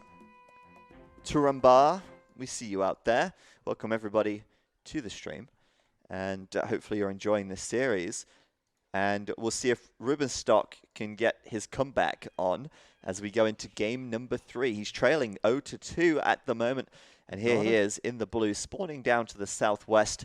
He'll be playing as the Franks here in game 3. His opponent, Melkor, over to the east, coming forward immediately, as you're highlighting. Yeah, he's coming here. He's looking for a ball steal here as the Mongols. Wants some revenge from last game, but he's going to run into the TC. No, he's not. Ooh, maybe. So close. Oh, and now Rubenstock knows that he's forward. And remember, it's a Frankish scout. He's got more HP. You're not Melkor getting away can't with take that, a fight. Melkor. He's trying to steal the sheep, though. It's a good distraction tactic for the scout. But then he comes back towards the scout. That's silly. Maybe trying to like snipe the sheep off? Maybe. But Melkor here, spawning over to the east. He'll be playing as the Mongols, as you quite rightly said. And coming forward to try and steal a boar is a huge boon for the Mongols if they can grab a second or a third boar, for free. But does not want to get into a scuffle with that scout. And you can see he's already taken some damage. So it's not going to be easy to steal a boar. I think it might even be impossible. It is possible. Rubenstock would have to do a really, really bad job of defending the steal. Rubenstock would have to throw. Yeah, basically. It looks like the poll, though, still favouring Melkor. 56% with favouring Melkor there for game 3 here. Well, I think the Frankish Civ versus Mongols is, gives Rubenstock a pretty solid advantage. Like, I would prefer to be playing as the Franks every time against the Mongols. What do you think about the Mongol player going for men-at-arms instead of scouts in this situation? Definitely an option. Oh, is Rubenstock going to get the steal? Oh, Ruben! He's going for it. Yes. Yep. Yes. Revenge is sweet. Oh, that is so good.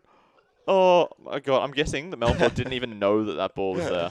Well, it's funny, really, because obviously Rubenstock started all this. And Melkor didn't even know that the ball was there. If he's paying attention... He sees it now through the fog. If he's paying attention, he knows it. Oh, that's awful for Melkor. He tried to steal, and nope. He just brings Rubenstock back and shows him where the boar is. Oh, man. Funny stuff. And the irony of this, of course, is that the Mongol scout has the largest point of line of sight. But Rubenstock lost a villager to a boar? And this boar, oh, no. Where is this going? He's going to go around the house. Don't worry. Okay. I thought he was going to kill it out here and just be like, oh, no, don't do that. Let's go round again. Back to the TC, and he's got it. He knows what he's doing. Yep, he's on it. Full control from Rubenstock right there.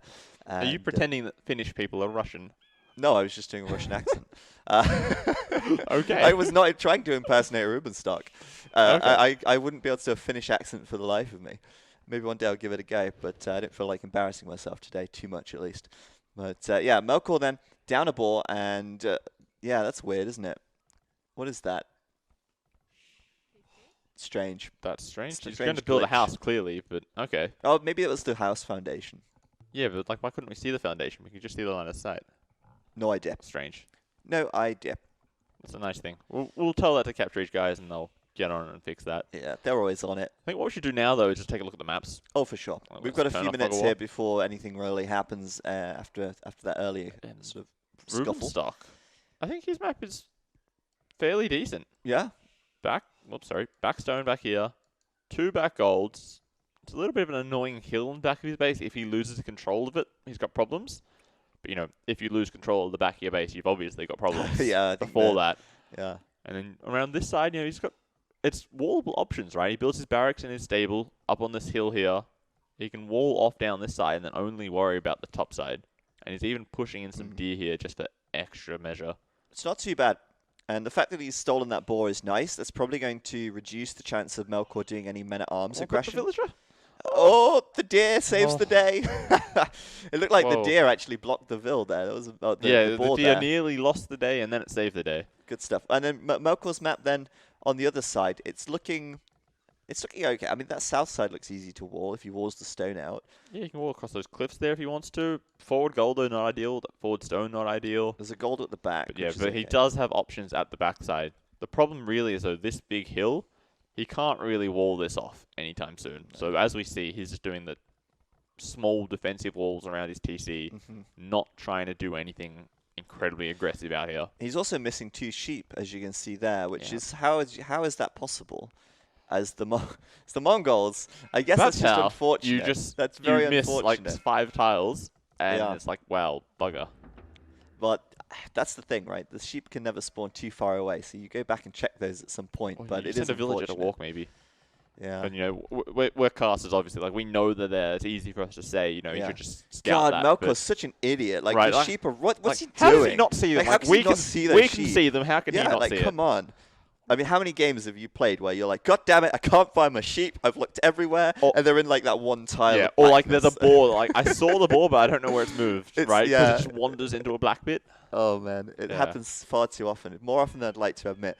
But yeah, so it looks like both players are going for scouts right now. Melkor up to feudal first, of course, and look at those walls coming down. He is actually going to be doing some big walls. He's going to find the sheep. There's always a silver lining. Oh I yeah. guess. Is that a stable? Yes, that it is definitely stable. And on this side, we're going to see a stable up here as well. Yeah. Rubenstock, a little slower, of course, doesn't have the extra hunt. Well, he has the extra hunt, but he doesn't have the hunt speed. And there you go, stable for him too, I would imagine. There we are. Yes. Yep. 2 stables. Just what we would expect from these 2 classic scout civs. I generally feel like this isn't too bad for the Mongols because you just make more spearmen. There's already a spearman in queue for Rubenstock, though, and the question is, where's the spearman for Melkor? I feel like you need to get your own spearman out in this situation. Yeah, right. Like whoever comes forwards with the spearman and the other one doesn't have a spear, you essentially dictate every single fight that happens because they can't choose to engage you if you have a spearman there. 3v3 scouts and someone has a spearman. It's like, well, screw that. I'm just tailing out of here. Yeah. And even just like this defensive things, right? Like he knows Melkor is up first. He knows that Melkor probably is going to have more scouts initially to begin with. So, you know, this gives him some options to make sure that he doesn't take any, you know, unnecessary damage. Ooh, there's a hole there between the house and the stable there. But I'm saying Melkor really needs spearmen here, and he's not trained one yet. Well, if he's fully walled, he doesn't need it for defensive reasons. That's true. But I think going forward and doing damage and adding spearmen for that purpose is still preferable because you know your opponents will be making them, and you know that your scouts are weaker than your opponents in this situation. 54 HP against 45. So you got to watch out for these things. And with Rubenstock's base bristling with the pikes or spears, he will have a hard time finding anything in there. And Rubenstock may very well be about to counterattack and then find that Melkor is fully walled. But in he comes. I think he should be fine. Like 3 scouts versus 1 spearman. You don't do it. Yeah, the scouts can win it, but you know, then the second spearman comes over and it's like, well, that was a waste of time. Yeah. Hey, Project Belgium in the chat. Belgium. I think we're going to be having Belgium playing next week in next week's show match. That's the plan at this point. That's exciting. I mean, I remember Belgium getting 2K and, you know, the celebrations of that some time ago. I remember playing with Belgium back when his name was Spear, when we were both like 1800 on HD. Yeah, and look what happened to Robo. Yeah. Still in the trenches while Project Belgium has been promoted to aspiring expert. And it looks like Rubenstock is possibly holding this gate open. It looks like that scout there is underneath the gate. It's hard to tell, but the spearman now coming in is definitely going to... Yeah, okay, it was open. It was open. But that's going to push him away. And on the hill at the back, quick reaction from Rubenstock there, really quickly turning away. Like he's trying to get some free hits in before the spears catch up. This, I feel. As soon as he turns, the spearman will catch, and then he'll have to run away anyway. He needs to put some more distance between him and the spears. Yeah, now he can turn around and get some hits in. For sure. And obviously a huge HP difference, 240 versus 170. 5 versus 4. Now he can turn, take some hits, and then run away again as the spearmen come in. But no, actually it's leveled out a little bit here. You added the extra other scout. Yeah, so it's 5v5.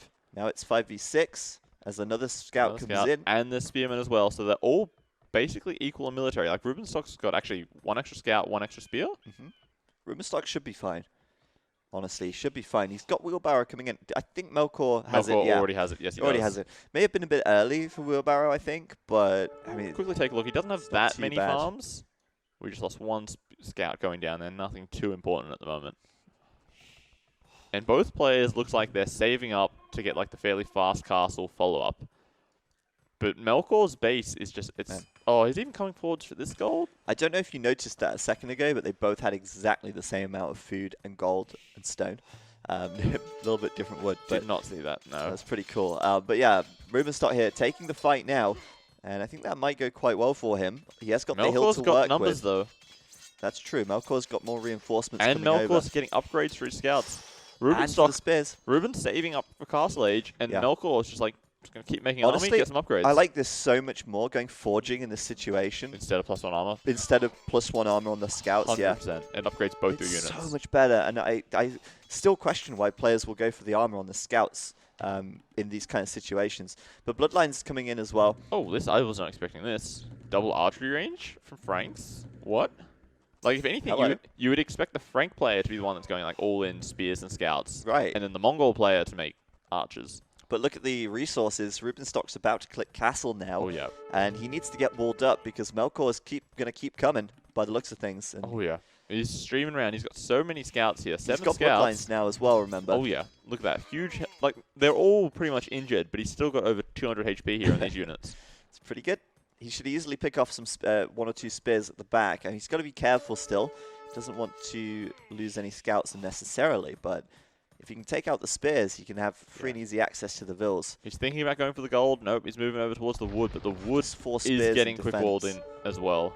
And Melkor's actually up to castle not that much slower, considering how much more food he spent on upgrades. It's very good. And he gets 1 spearman there for free. Doesn't take any damage. None at all. We'll try and pick up another one as well. Yeah, look at the pathing. It only gets 1 hit and it kills 1 scout. That's really good for Melkor. And I feel like when you've got a bigger mass of scouts, it's so much easier as well because, like I say, the pathing it gets a bit awkward. But Melkor here forced into building 3 archery ranges and a defensive tower. He's going Cav Archer. Oh, and he gets a villager underneath the TC here. Lovely stuff. Like, yeah, these scouts, they're always going to threaten Rubenstock. They can just roam around, pick off any stray villagers that aren't protected at any moment. And so far as well, I mean, yes, now there's 3 spearmen. He's got to be very careful. But he's giving them the good runaround, avoiding taking too much damage, and he's still finding some vills. I'm guessing he's going to Cav Archer right now. Well, I say guessing. I'm fairly certain he will be. But well, he's not making any archers. Yeah. So if he was going to make crossbows, he would be making archers already. So it has to be Cav Archers. And he also made that forward tower as well, which means no second TC. So at least not straight away. Oh. Melkor will be very much all in. And I think as well, Rubenstock will be making a lot of military here because he'll recognize that Melkor's gone. I think he sees the 3 rangers at the front. And he did see them, yes. He'll know now that he needs to match him for military. You can see by his resources, he can't afford a second TC yet. Nope. And he might drop it down fairly soon once his wood gets up. I would expect a TC, where this gate is roughly, between the wood and the gold, to sort of defend this area. But I think he's got to be careful. I think going up to 3 TCs here is dangerous if you're Rubenstock. You've got it maybe 2, but 3 is dangerous. And like this is actually a nice spot. Like he gets crossbow, he can just sit here out of range of the TC, out of range of the tower, and deny the gold a little bit. The question is really going to be, can Melkor get enough Cav Archers out to defeat this army? And I think he can. Like he's got his scouts here as well to tank. He's got a bunch of Cav Archers in production. Got some knights coming out as well. That 4th?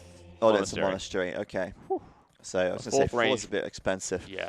That would be dicey. Yeah, we do see a second TC from Rubenstock. Interesting position. It's on the south side, which is quite well defended in a way. This wood line is so short, right? Cav Archers can just sit here and pick off any of these villas. Like I would have deleted it and gone on the outside if I was going to go on that side.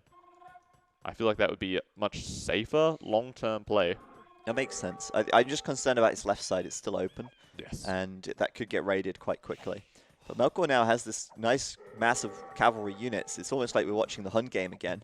He's going, we've got the scouts, we've got the knights, we've got the Cav Archers. We've got a lot of production.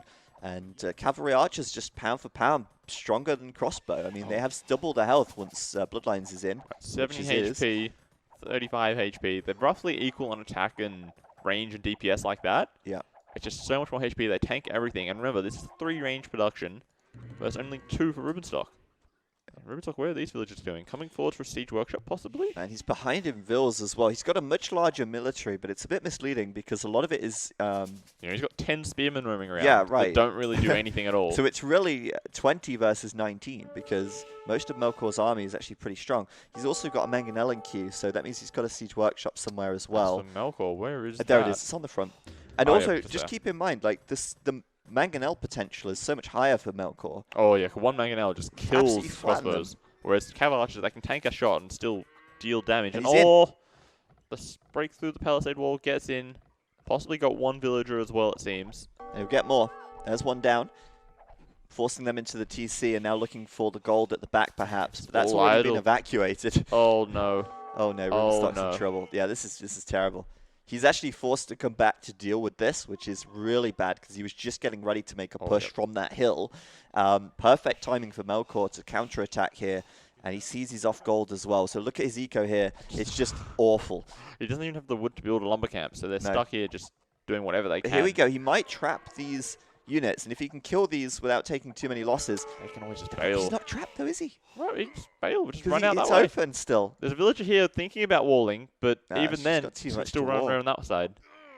And look at him just microing back, picking up all these pikemen one by one. Yep. It's very well done by Melkor just doing here. a bit of a micro masterclass here. And he's preparing another push on this side. More cav archers and scouts coming in. Oh, I'm loving Melkor today. He's looking super strong. Aside from that one little blip in last game, look at the micro as well, patrolling at the front with the cav archer to distract the arrow fire. It's just paying attention to all those little details. Look at the KD, 25-7. Like, that is just insane for this stage of the game. Yeah, you're right about that. That is insane. And he's back on the right side as well. He'll try and kill that Vil. Ah, man, he could benefit from ballistics here. He could, but he probably can't really afford it. Like, he's got enough wood for just the uni, but then he might have to cut making cav archers. And like this is why I hate this TC. Like, these cav archers just sit here and deny this entire wood line. Yeah, they have. Well, at least they have somewhere to hide. Sure, but they're not they working. Just don't have any way to fire back. And they've got nothing to do if they're not working, right? Oh, all these villagers are going to go hunt down this one poor deer. And that's it. GG right there. GG. And it's just another situation where Rubenstock has no map control. Melkor is dominating. And again, I'm a little surprised by Rubenstock there because he perhaps should have added a siege workshop and a university instead of the second TC. Yep. You see the Mongol player on 3 ranges, you know that they're not adding a second TC super quickly, he right? knew the defensive tower was there as well. Yeah. And he knows at that point that he can't afford a second TC that early. At the end, Melkor just placed it. He's only just started doing this after mining stone for it. Now imagine if Rubenstock had maybe made a siege workshop. Or maybe if he just didn't go crossbows at all, right? Franks, you just go full knights and siege. Full knights could have worked. Right, like 3 stable knights and a siege workshop for some mangonels. Maybe, you could pressure this.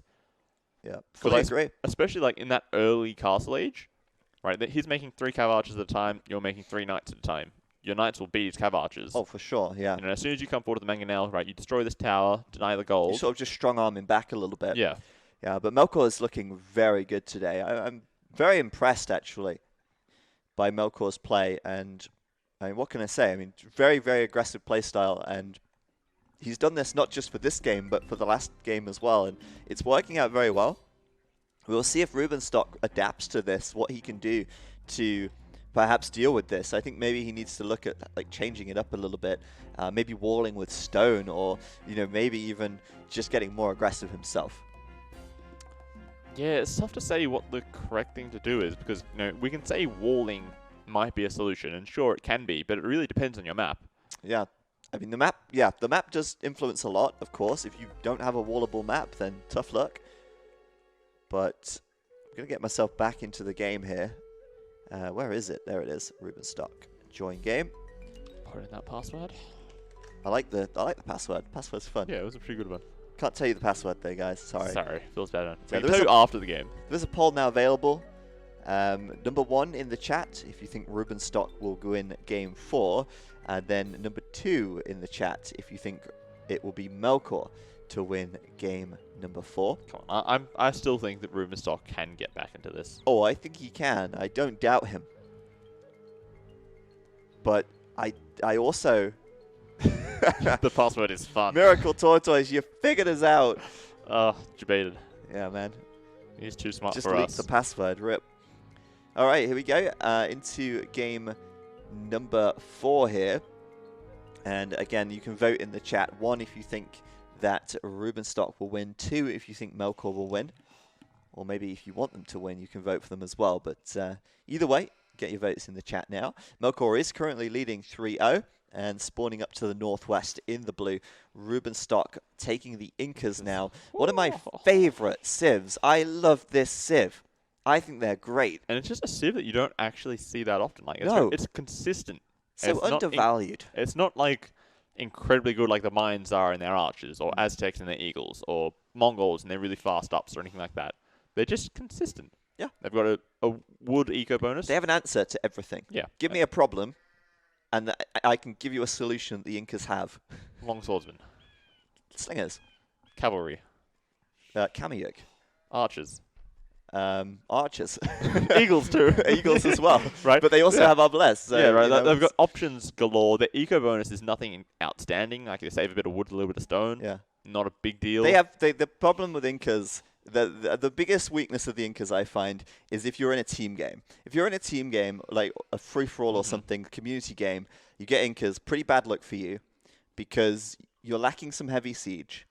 And against civs like the Khmer and stuff that have big, heavy units that are just much more population efficient, then you've got problems. But I think in 1v1, you never get to that situation. Like, how often do you see even Paladin in 1v1? No, it's so rare. Yeah. And even then, like, if they're doing Paladin, Kamiyuks are really solid. Yeah. Right? Like, they're Yeah. better Counters than for throwing elves. axes, slingers. Or oranges. Yeah. Could be an option as well. Yeah. Or arbs. Right? Like, they've got options galore everywhere. And then on the other side of the map, we have Melkor playing as the Franks. Sorry. And Buster, how about being down 4 ages? What's their answer to that? Well, if you're in the pre-Dark Age and they're in the Imperial Age, then yeah, you've got some problems. Yeah. But okay, we're seeing Rubenstock coming forwards. It looks like he's trying to go 4 for 4 with the boar steals. But unfortunately, he's just going on the top side instead of the south side of the TC here. Yeah. And he might actually run right into the TC. He'll avoid it. He avoids it. Yeah, so it doesn't look like you'll get that second boar steal at this time. But even with the boar steals, it's not been enough for Rubenstock. He's still not been performing as well as Melkor in this series. I feel like Melkor's thinking like, okay, I know he likes stealing. I'm sick of him stealing. I'm just going to push my deer in so that if he does steal, you know, I've already prepared. I've got my eco set up. I'm pushing in my deers. And, you know, he still might get it. Yeah, maybe. He comes down here and he takes the boar and just bails. You know what I'd do? I would actually push his deer away just because. He's sort of doing that. Hey, you know what? He might just get it. Ruben, No, he's not. Rudy, come back. He's not. Come on. Oh, Oh, yes. now he's coming back. He's back, but now the scout sees him. He's so tempted. Look at him. He's so tempted. He wants it. He wants it badly. Come on, no, boar Rudy, get back for boar it. for dinner. No, it's TC, Rudy. He knows the TC But is I there. want him to get He's the not gonna boar. run into the TC. I think he's fine. He doesn't need a boar. He can play like a man and. Oh, look at this juicy, gay wild boar. It's just sitting here waiting. Come for me. Take me home. Maybe he was making Melkor think that he's actually not going for it by running away and then sneakily running back. Oh, get it. And now he's scouting. Melkor's like getting ready to click up. No, he's getting loomed just in case of the lame. Rudy. Yeah, Rudy, he's not gonna get that boar. Not this time. You could try and lame the Vil, sure, but I don't think it's worth it. It's not gonna Obviously, work Loom now is that Loom done, is in. so you know he can see that the boar isn't doing enough damage there, and he'll bail. He really should be bailing at this point. There we go. And there you go. So yeah, early game then. Not Incas, much is men happening. at arms, perhaps.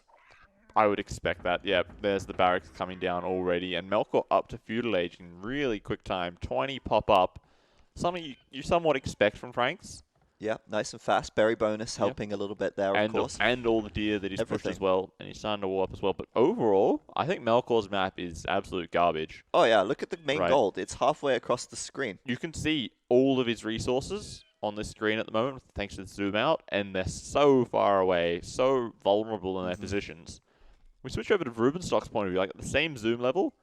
Yes, he also has bad resources, but these two golds, much easier to defend At least on his this main side. gold is. Yeah. I mean, the one to the left might be a little harder, but Right. depends how he walls it, right? But that main gold, it's close to the TC at least, right? And you see where he's building that mining camp. He can easily get back to the TC. Oh yeah, Whereas for sure. Melkor, on the other hand, it's so far out. He's just walling it out. He's like, screw it, I'm going to play it like last game. I'm going to ignore it until later on. So what's the chance then, Franks, that they do scouts into a sort of FC, or maybe we'll see scouts into skirms, actually. That could be quite effective. I think... Depends what Rubenstock does. If he Yeah, transitions into archers, which is typical. I don't think scouts into FC with this map is No. a good plan. Like, It's- just, these golds are just horrible. Horrible. It's too risky. Way too risky. Oh, what? There we are. There it is. There's I the thought it stable. was a second barracks, and then, you know, you Yeah, like, clicked I'm on so used to just that working. Yeah. Yep. So, stable coming up, of course. We expected that. And the 3 militia coming out. We'll see man-at-arms as well from Rubenstock. But no forward villages this game. No, he's sort of learned his lesson perhaps, or he's just sort of thinking to play a bit more standard. He also hasn't scouted the main gold. I think if he knew that the main gold was out here, maybe he'd come a forward. tower would be so good. Like, if he knew these 2 stones and the gold, just, oh, this would be a beautiful map to trash. And that's another thing with Incas. They're another one of those civs that you can do that man-at-arms forward with. We saw it already in game 1. He went with the Spanish. He has already taken the Aztecs. Yep. He's taken, what else did he take? Franks in the last game? Franks, okay, yeah. Franks are a bit of an exception to that, but Incas are back on that theme of forwarding and towers. But yeah, he sees the main gold now, that's for sure. Oh yeah, he definitely sees it. Look at that. And now he's probably thinking, damn, there's a stone, there's gold, there's another stone. I should have gone forwards. All right, well, I tried to play normal one game, and it's the one map that I shouldn't have done that. Rubenstock actually has the edge in the poll. 61.5% voted for Rubenstock to win. And we'll see if he can actually start his comeback here in game 4. It's not looking good at this point, because he can't really do anything at this stage, because Melkor is so nicely walled into his TC, and as well. The counter raid is on. Oh, he's already at the gold. Are you kidding me? One villager, nah, he's not going to kill a villager. And the 2 spears are enough to scare away the scouts for the time being. And oh boy, these are some big walls in Rubenstock. Maybe from this stone across here? Yeah, perhaps. He's actually doing quite well of microing down those spears, by the way. Oh yeah. And I think he'll end up losing one scout and a lot of HP, to be honest. Like yeah, that one it's there. A huge amount. Oh, but the Vil cripples. Oh, it's so close. The Vil's going to fight. And that one spearman is enough to scare him away. They'll be pushed out by the spear, but he's not. Oh, can he get the other one? Oh, he's so close. So close. And one more scout coming in. They're sort of just trading like 1 spear for 1 scout at the moment. Yeah, which favors the players trading off the spears. Hit the one that's injured. Yes, hit it. Yes. Oh, okay, that's nice. That's not too bad for Rubenstock. Yes, he's down a villager, but he killed 4 scouts, and I think that's quite strong. Yeah, 4 for 4, right? So he's lost 3 spears and a villager against 4 scouts. It's, you know, not the end of the world. The thing here is just like this military not accomplishing anything at the moment. Just going to start to whack away at this stable. That's all you can do at this point, really, isn't it? That's all you can do. I mean, at this point, he can't really come forward with villagers to make a tower or something because the scouts would catch him out of position easily, unless he escorts them with spearmen. Honestly, I'm surprised that he hasn't transitioned into any other buildings yet. No, he might put down the archery range any second now. He's got the he had the resources for it. So he had it, and then he just spent it on stuff. Blacksmith before an extra military building. Okay. So maybe he's going to try and transition up to castle here. Once the walls are up, he might just try and defend with spears, go up castle, and then, you know, we'll see. Where are those villagers going? They're going out to do more walling by the looks of things and chop wood. Maybe they're coming coming forward? I think they're actually coming forward. Oh boy! And here's the spearmen, but like they're forwards. Like why aren't the spearmen with the villagers? And here he's lost all of his men-at-arms, and he's only dealt a tiny little bit of damage to these scouts. And where are they going? Are they going to see this forward? It's risky. It's very risky. I think they're going to see those vills there. They're going to see the spears for sure. And yeah, they're definitely going to see these vills. There they are. And that could be a few dead vills, actually. Maybe not. There's a 4th spearman there. And Melkor's like, oh no. Going to deal with this as quickly as possible, as easily as possible. Second barracks. I love it. I love it. He's got to defend that gold, and he might even put a preemptive tower up on that gold. Oh, I would expect to see that soon. But these spearmen, they're just out of position. And like, yes, Villager at the back's going down. She's dead. She is very dead. Oh, no, she's not. Okay. Well, the wolf might get her. No, the wolf's on one of the other vills. And has Rubenstock finished his walls? He has. Almost. There's a hole there, and he'll get the rest of them up. Well, I was suggesting maybe more walls could be good for him. But let's see. I mean, so far, he's not building a counter tower because Rubenstock hasn't actually put a foundation down yet. He will lose a vill there. At least one. Like these, like this one here. 10 HP. Man, this is going to be a Titanic. Rubenstock is going to lose this game, I'm telling you right now. Melkor will defend this, and with all this idle time, it's just going to be awful. Well, I don't really see how he can stop these men-at-arms. No. So I feel like it's just, you know, run home at this point. Melkor will counter-attack with the men-at-arms, break down the walls. And come forwards himself. Because Rubenstock, where's his archery range? He hasn't built one, right? He still hasn't got one. No, he's starting to mine some stone. He's built a gate. And that's all. No military buildings whatsoever. And no. Yep, getting caught out here. Oh no, everything's dying. Huge issue. He might even call GG pretty soon. I'd be so demotivated if this was me. But it's not me. It's Rubenstock. He's playing on. Good for him.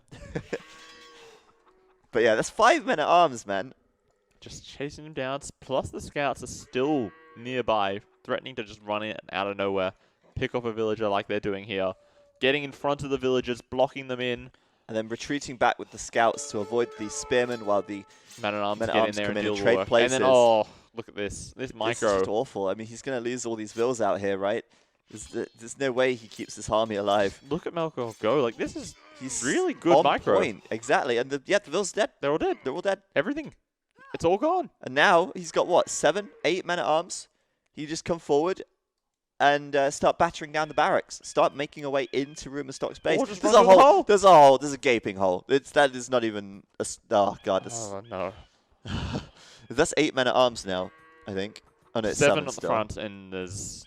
No, there's just the 7. Oh, boy. Now it's defensive tower time.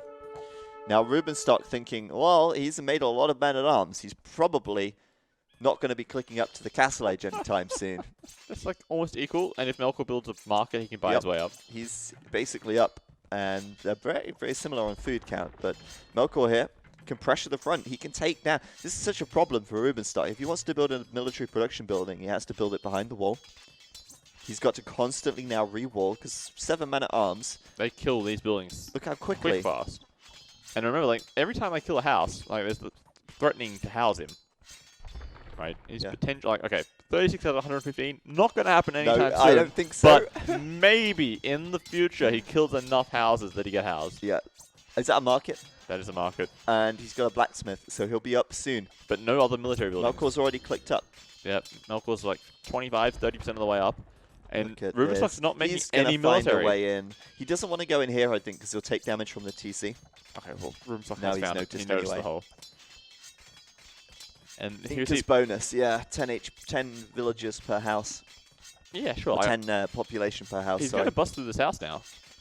Is this still going to get here in time? Yep, looks like it. Oh, just 50 HP. He's got a tower coming up as well. So yeah, he's going to defend this for now, but like he's not preparing anything. He'll go somewhere else. Right? Like these man-at-arms are just going to start attacking these houses, the market and stuff. And he's got no military production. What's he going to do once he hits Castle Age? Make eagles against man-at-arms? Good question, actually. Just drop TCs and pray? He can't afford a TC at the moment. I guess he will by the time he reaches castle. Well, he's almost got the 200 stone. He's got 500 wood. He's, you know... What's Melkor doing at home? He's about to hit castle himself. He's dropped a a second stable, so and he did +1 armor as well on his scouts, so and +1 attack. We're going to see double stable knights. That's just very typical for the Franks. And Melkor, the thing with Melkor is that he's playing very standard, apart from those times when he has to deal with a threat or something, right? It's not normal to make 7 men at arms in the middle of the feudal age. But he did it, I feel like and he did it right. If you see your opponent coming forward Yeah. with mass spears and villages, you know, man-at-arms is it was the such a correct good reaction, absolutely. And especially, like, you've already got a barracks, right? If you want to switch into archers, you have to make 2 rangers, and then you have to make 6 archers before they're really useful. But he's already got a barracks, so he can make 3 man-at-arms by the time the second barracks is done.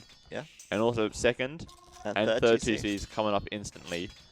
And then for Ruby, he's got enough resources for his 2 TCs. he's got 1 monastery, 1 Full TC. defense mode.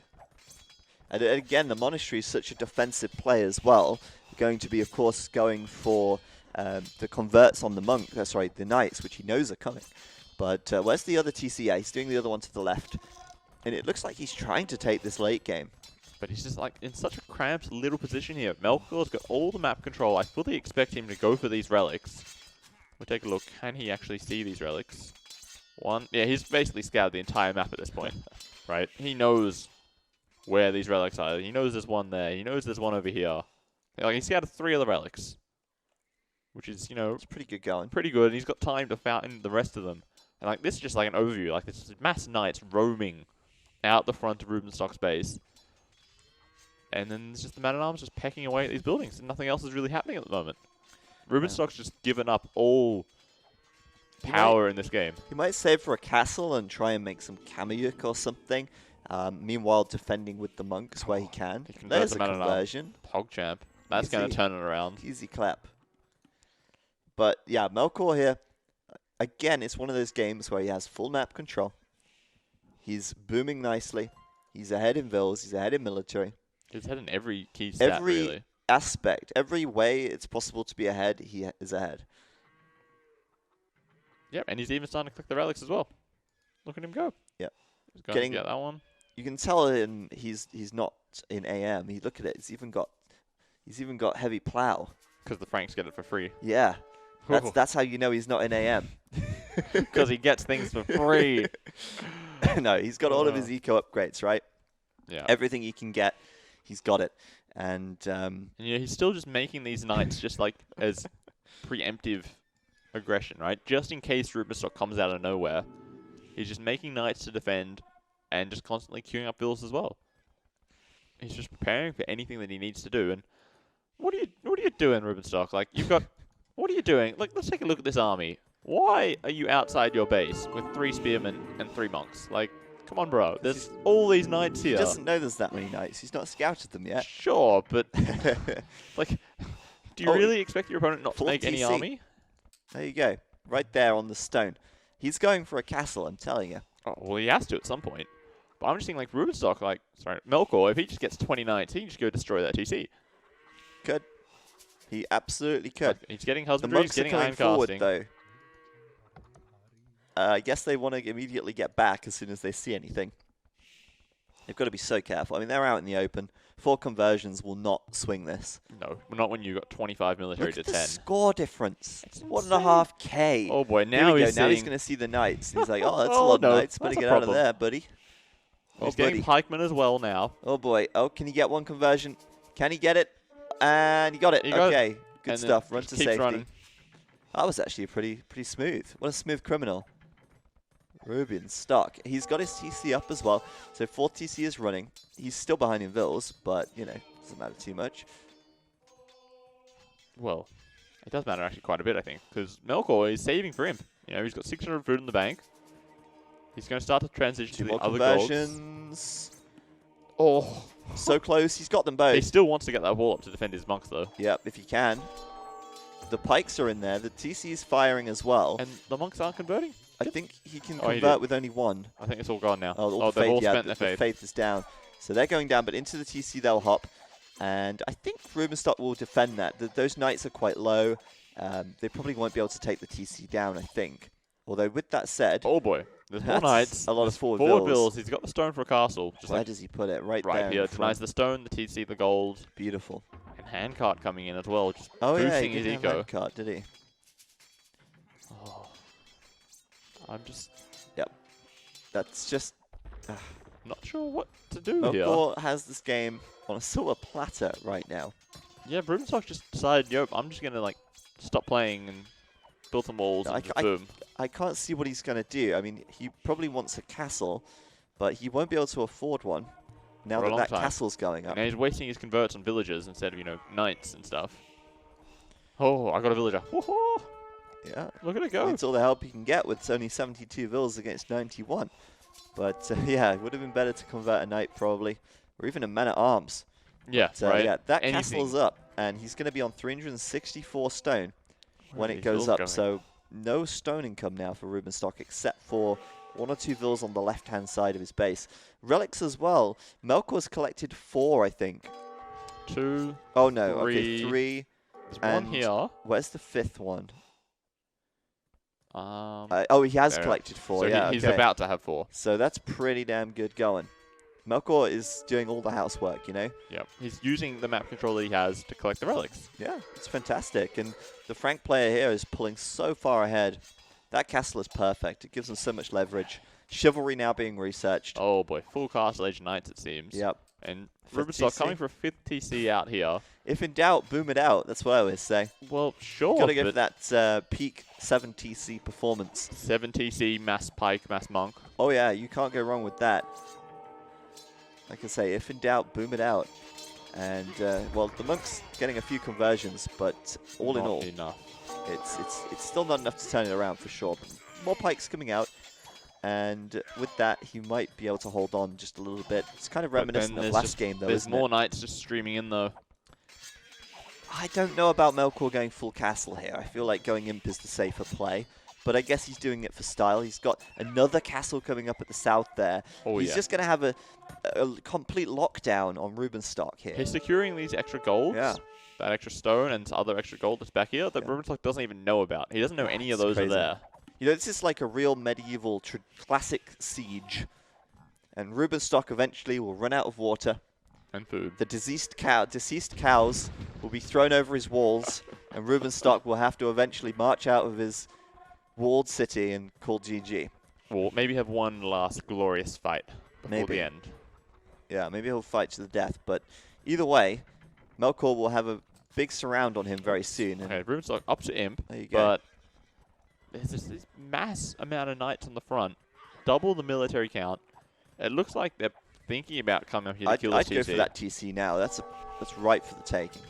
Yeah, I think I would as well. Just pick off these things that are here while you're able to, and then maybe flash down the market and then break in.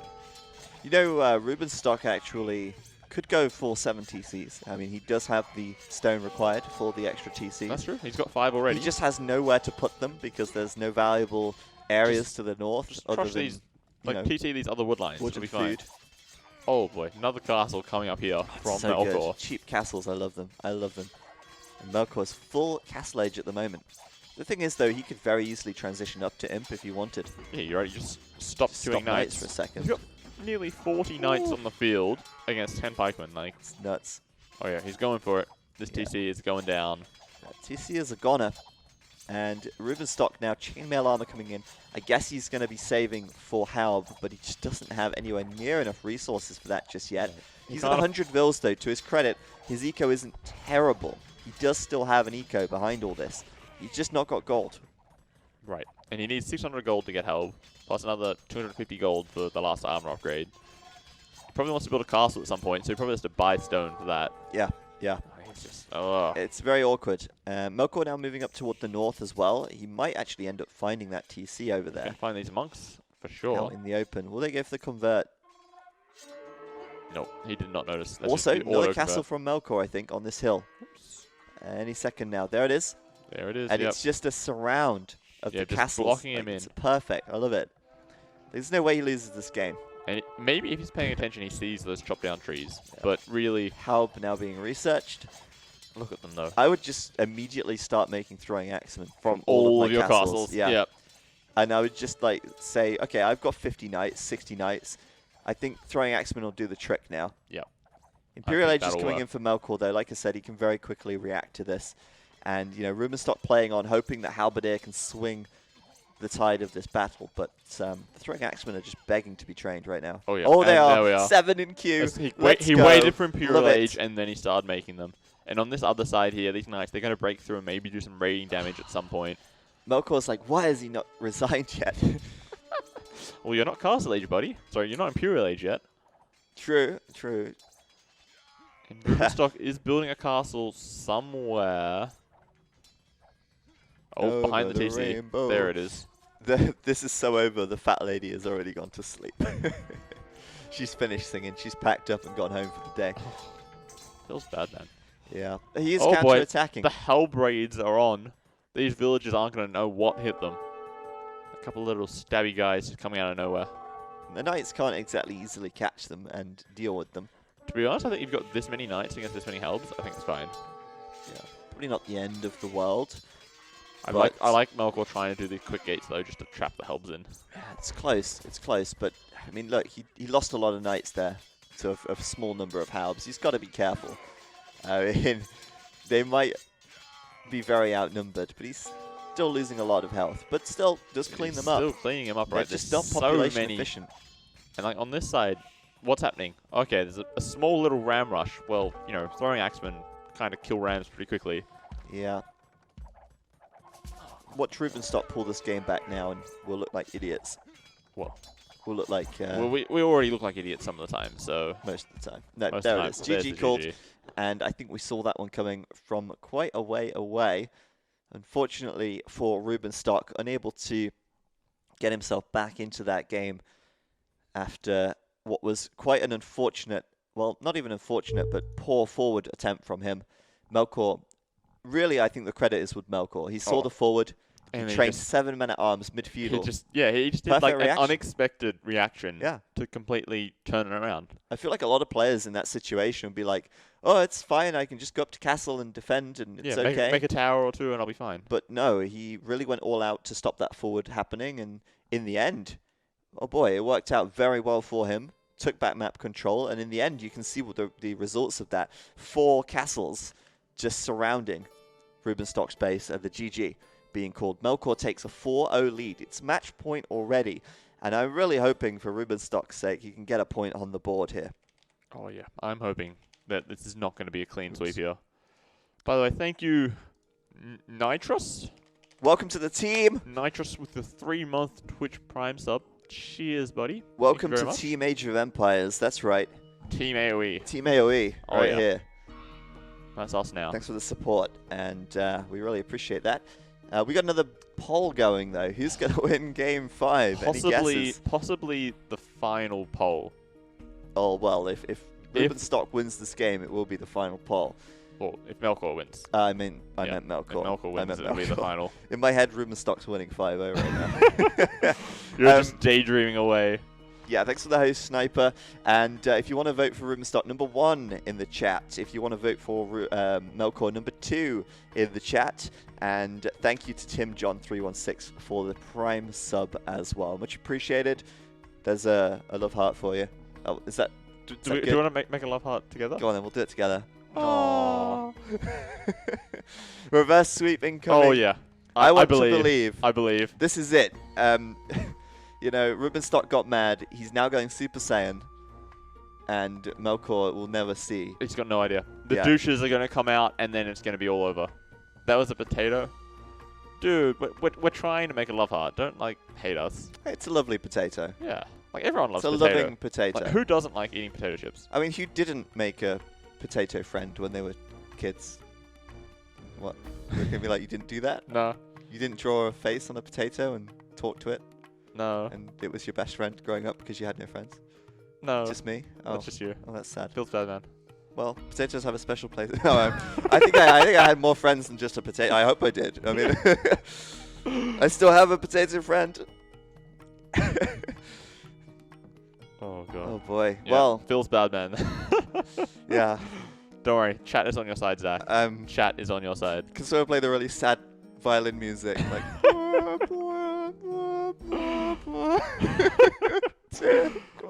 We need to get soundboard set up that we can just go thunk. Yeah, we need that really sad, dramatic drama music, you know? That'd be good. What do you think to our new headsets, guys? Do they sound good? We got some new... Oh, no. Oh. Don't do that. You'll scare them away. Just make it stop. Make it stop. Yeah, we got some new headsets. Look, they're rather lovely. And, yeah. Sometimes I feel like it's popping, and sometimes I feel like it's not, so... The violin is playing nice. Good job, Ham. Good job, Ham. Yeah. But, yeah, we upgraded to these. These are like proper broadcast headsets, so they should sound better. And we no longer have mic mouth. Mic mouth. Which was a problem for a long time, where it was like sucking blah, on blah, blah, blah, blah, blah, blah. Yeah. Thought he means Robo. Is he saying that Zero I'm a potato potatoes. friend? Sure, you could be a potato friend. Mr. Potato Friend. Toy Story 4 is coming out. Maybe they've got a Mr. Potato Friend in Toy Story 4. Is it out yet? I don't know. I saw an advert for it on the drive to work today. Anyway, let's go into game number 5. This is match point. If Melkor wins this, it is a 5-0 sweep. And I hope that it is not, because we put 150 of our own dollars into this, and I want to see more games, goddammit. Well, not just our money. Yeah, your money. All the team's money. Yeah, the team's money. You guys helped to sponsor this with your Twitch Prime subs. If you didn't know, you can subscribe for free with Twitch Prime and help us to sponsor more show matches and bring more LAN events to the world of Age of Empires 2. And 3. And 3, but mostly 2. Mostly 2, yeah. But yeah, welcome back everyone to Game 5. Rubenstock spawning down to the southwest in the blue as the Huns, taking one of those power civs, but then, well, Melkor on the other side's like, I see your Huns and I raise you the Slavs. Oh boy, yeah. That's pretty bad matchup, I think. I think almost all scenarios I prefer the Slavs over the Huns. Yeah, and I think at this point, Rubenstock, after seeing Melkor's raise, may very well have to go all in order to get the win in game number 5. Oh, yeah. He has to. And then he wants to go all in again in the next game and get that Every reverse time. sweep going. Yeah, I That's want what to we're see after. the slab pick next game from Rubenstock, but this time he's got to make it work with the Huns, and I don't think it's too bad. It obviously map will have an effect, and His map is... let's take a look at that now. It's not too bad. I think I'm relatively happy with this. He's got the 2 back stones, which is nice. The gold is kind of nasty on this hill, but it's not incredibly far forward. He can defend this, barracks and stables and buildings across the frontier. Intervention. Intervention. You can't say barracks anymore. Why not? I've had enough. It's barracks. Barracks is... No, stop it. I can't deal with it anymore. You just barracks. Barracks? That's it. Just barracks. Is it archery range? Or archery range Archery range is barracks. Barracks is... No, Okay, barracks. Okay, fine. There Barracks. we go. He can build his barracks, Thank and you. his archery ranges, and his stables, Yeah. and his monasteries, and Okay. his town centers Yes. in a wall across the frontier. Good. Happy? And what will he do with his sheeps? He'll eat his sheep, Bring them back to the TC, I hope. and eat them, yeah, obviously. What about his... Otherwise, I'll continue explaining the map, and then you can criticize my Yeah, grammar go after on, that. Go on. This side, pretty easy wall if he scouts this off. Left side, right-hand side, another pretty easy wall. He just needs to worry about the front, where his goal is. Barracks. Learn to pronounce a noun, a building, or group. What? Don't worry about that. Chat, you're confusing me. Zach's confusing me enough, and now you guys are confusing me too. On the other side, for Melkor, his map is kind of Eh? Yeah, it's What's like that? He's got backwood. What does that mean? He's got backwood, which is nice, Okay. but all of his other resources are just like all over the place. Like, if he wants to wall this right-hand side for his main this goal... right side wouldn't be so bad if that wood line next to his TC wasn't so pathetically small. Right, if he had a proper thick wood, Yeah. then it'd be much better. Like, if the wood line came out to here, then that's a nice, easy wall. But this is just a big long distance here to wall off. And then the left side is just even worse. Right, he has to go all the way out here to get a semi-decent wall. Yeah. So I don't like either of their maps particularly. I think they're both a bit as you would say. Yep. Honestly, they're not... Neither of them are too great. I mean, look at the front of Rubenstock's base. It's super open, right? Right. I mean, you can always wall in from the wood line to the side, I still but think it's his is so much easier to defend the sides, right? He only has to worry about the front. When he makes his barracks and his other buildings across the front there, then he's able to somewhat defend. Whereas Melkor, it's like, well, if he builds across this side, then he needs to do big you're walls right. this He has side. to make like a triangle shape or something. Like, probably his best bet would just be like wall into the TC with these woods and then wall this side. But it's such a small space, and Slavs, you want to boom a little bit. You want to get your farm eco going away. You want to get your TCs dropping, the helbs popping. But if he doesn't have the space, he can't do that. No, he's gonna have to figure out a way to wall. I mean, he could wall up from the back, from that wood line to the TC. Yeah. And then wall across from the right side toward that wood line there. Yeah, and build exactly. his buildings Right, out there. So he's got this like That's little not too triangle, bad. but it's such a small space. Yeah, but he would at least secure the resources. By the way, that's incredibly late second ball. The ball coming in at nearly 8 minutes time. you're He's right. been pushing all of his deer and playing really greedy here, not scouting at all. There it is, feudal in. No men at arms. It's just going to be scouts by the looks of I things. feel like he would be doing man at arms. He's got so much wood in the bank. Yeah, but he's not. Straight archers? No, he's not in gold. He's doing scouts. He's doing scouts. He had 4 on wood though. I'm confused. It's fine. Don't worry. It's fine. Yeah, that's fine. No worries. And then, okay, come on, Rudy, please just wall this now. Like, don't delay it. Like, it's such an easy, tiny wall Don't here. delay. Wall today and get a discount at the Oh, yeah. Rubenstock Bargain Basement Store. Pick the mines, you get a bigger discount. Yeah, and I think Rubenstock's barriers will be the first point of target for Melkor. Oh, yeah. If he goes scouts here.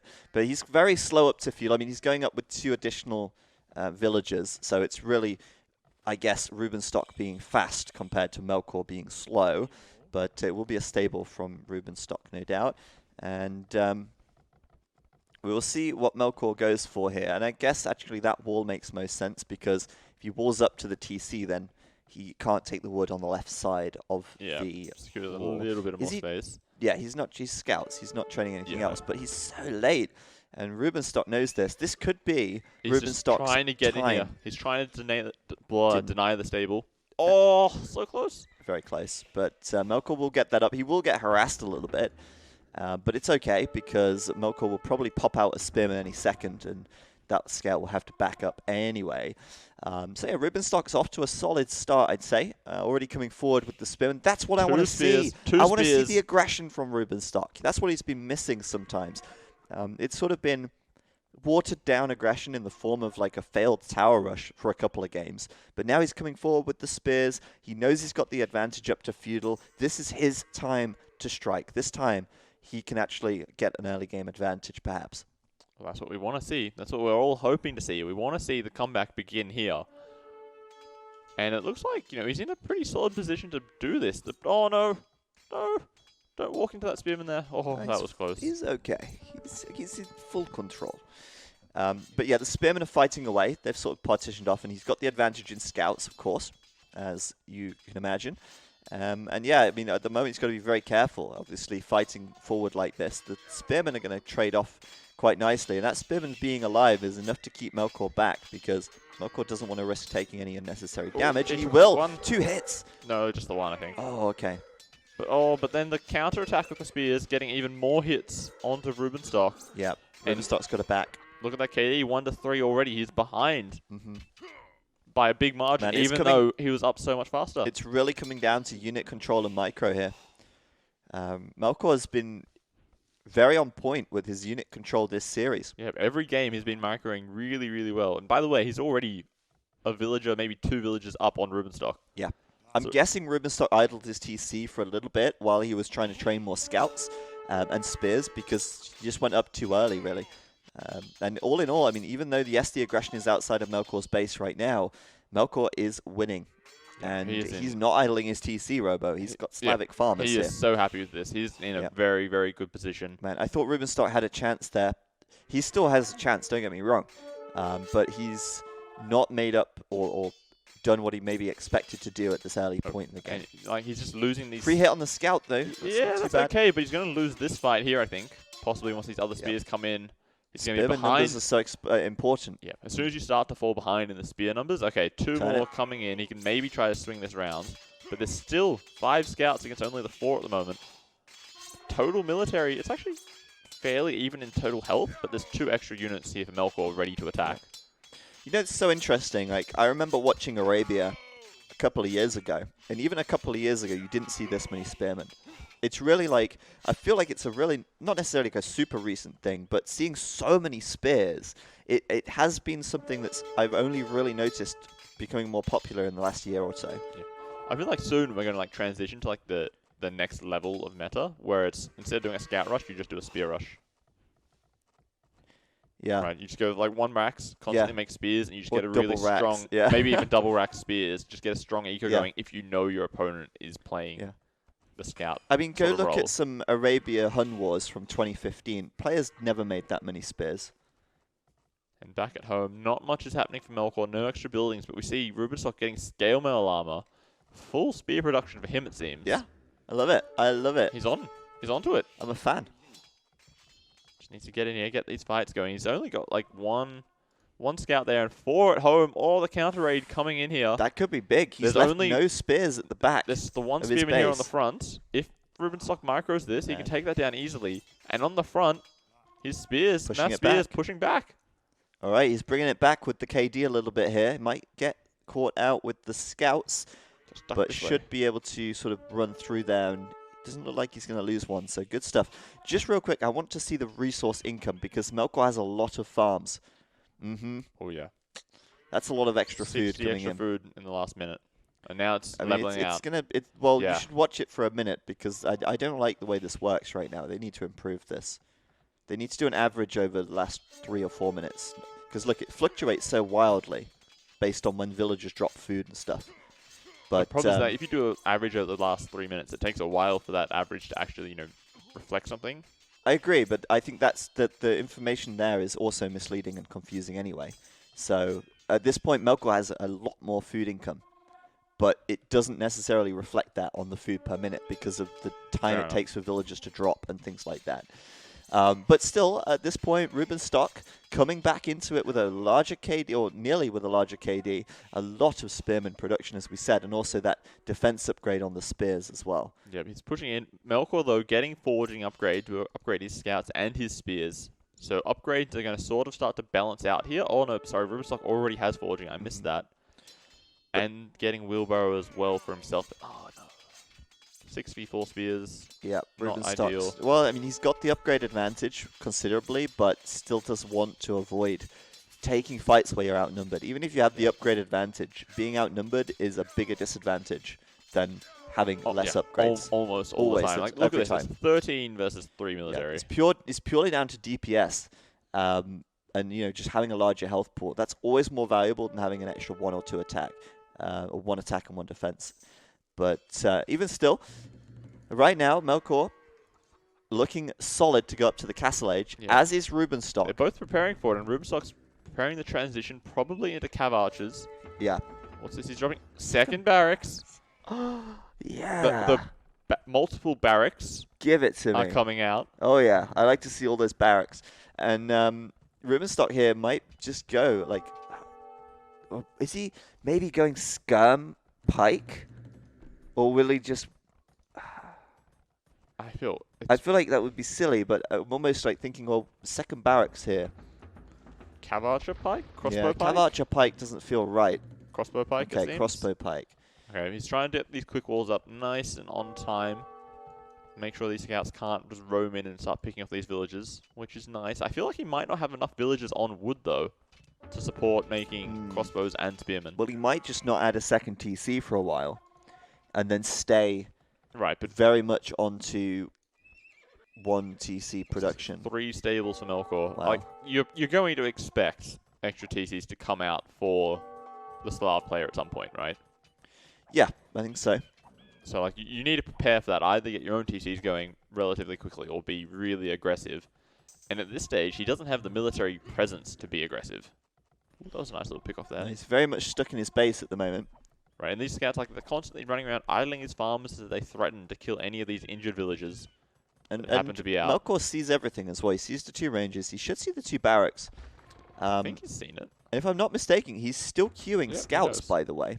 While he goes up to castle, he's still making scouts. He's got 11, and he's going to have 13 by the time this next 2 have been trained, or maybe he's just lost one. But either way, he's going to maybe do light cav on top of this. Oh, he's definitely doing light cav. Just with this many scouts. So many numbers. And this just gives him that early military aggression. Like, if he stopped making scouts waiting for knights, then these crossbows can just pop out and start dealing damage. Oh, but he's taking the fight against the spears. Oh. He's losing a lot of scouts there. He should get the crossbows out, I think. He should have done.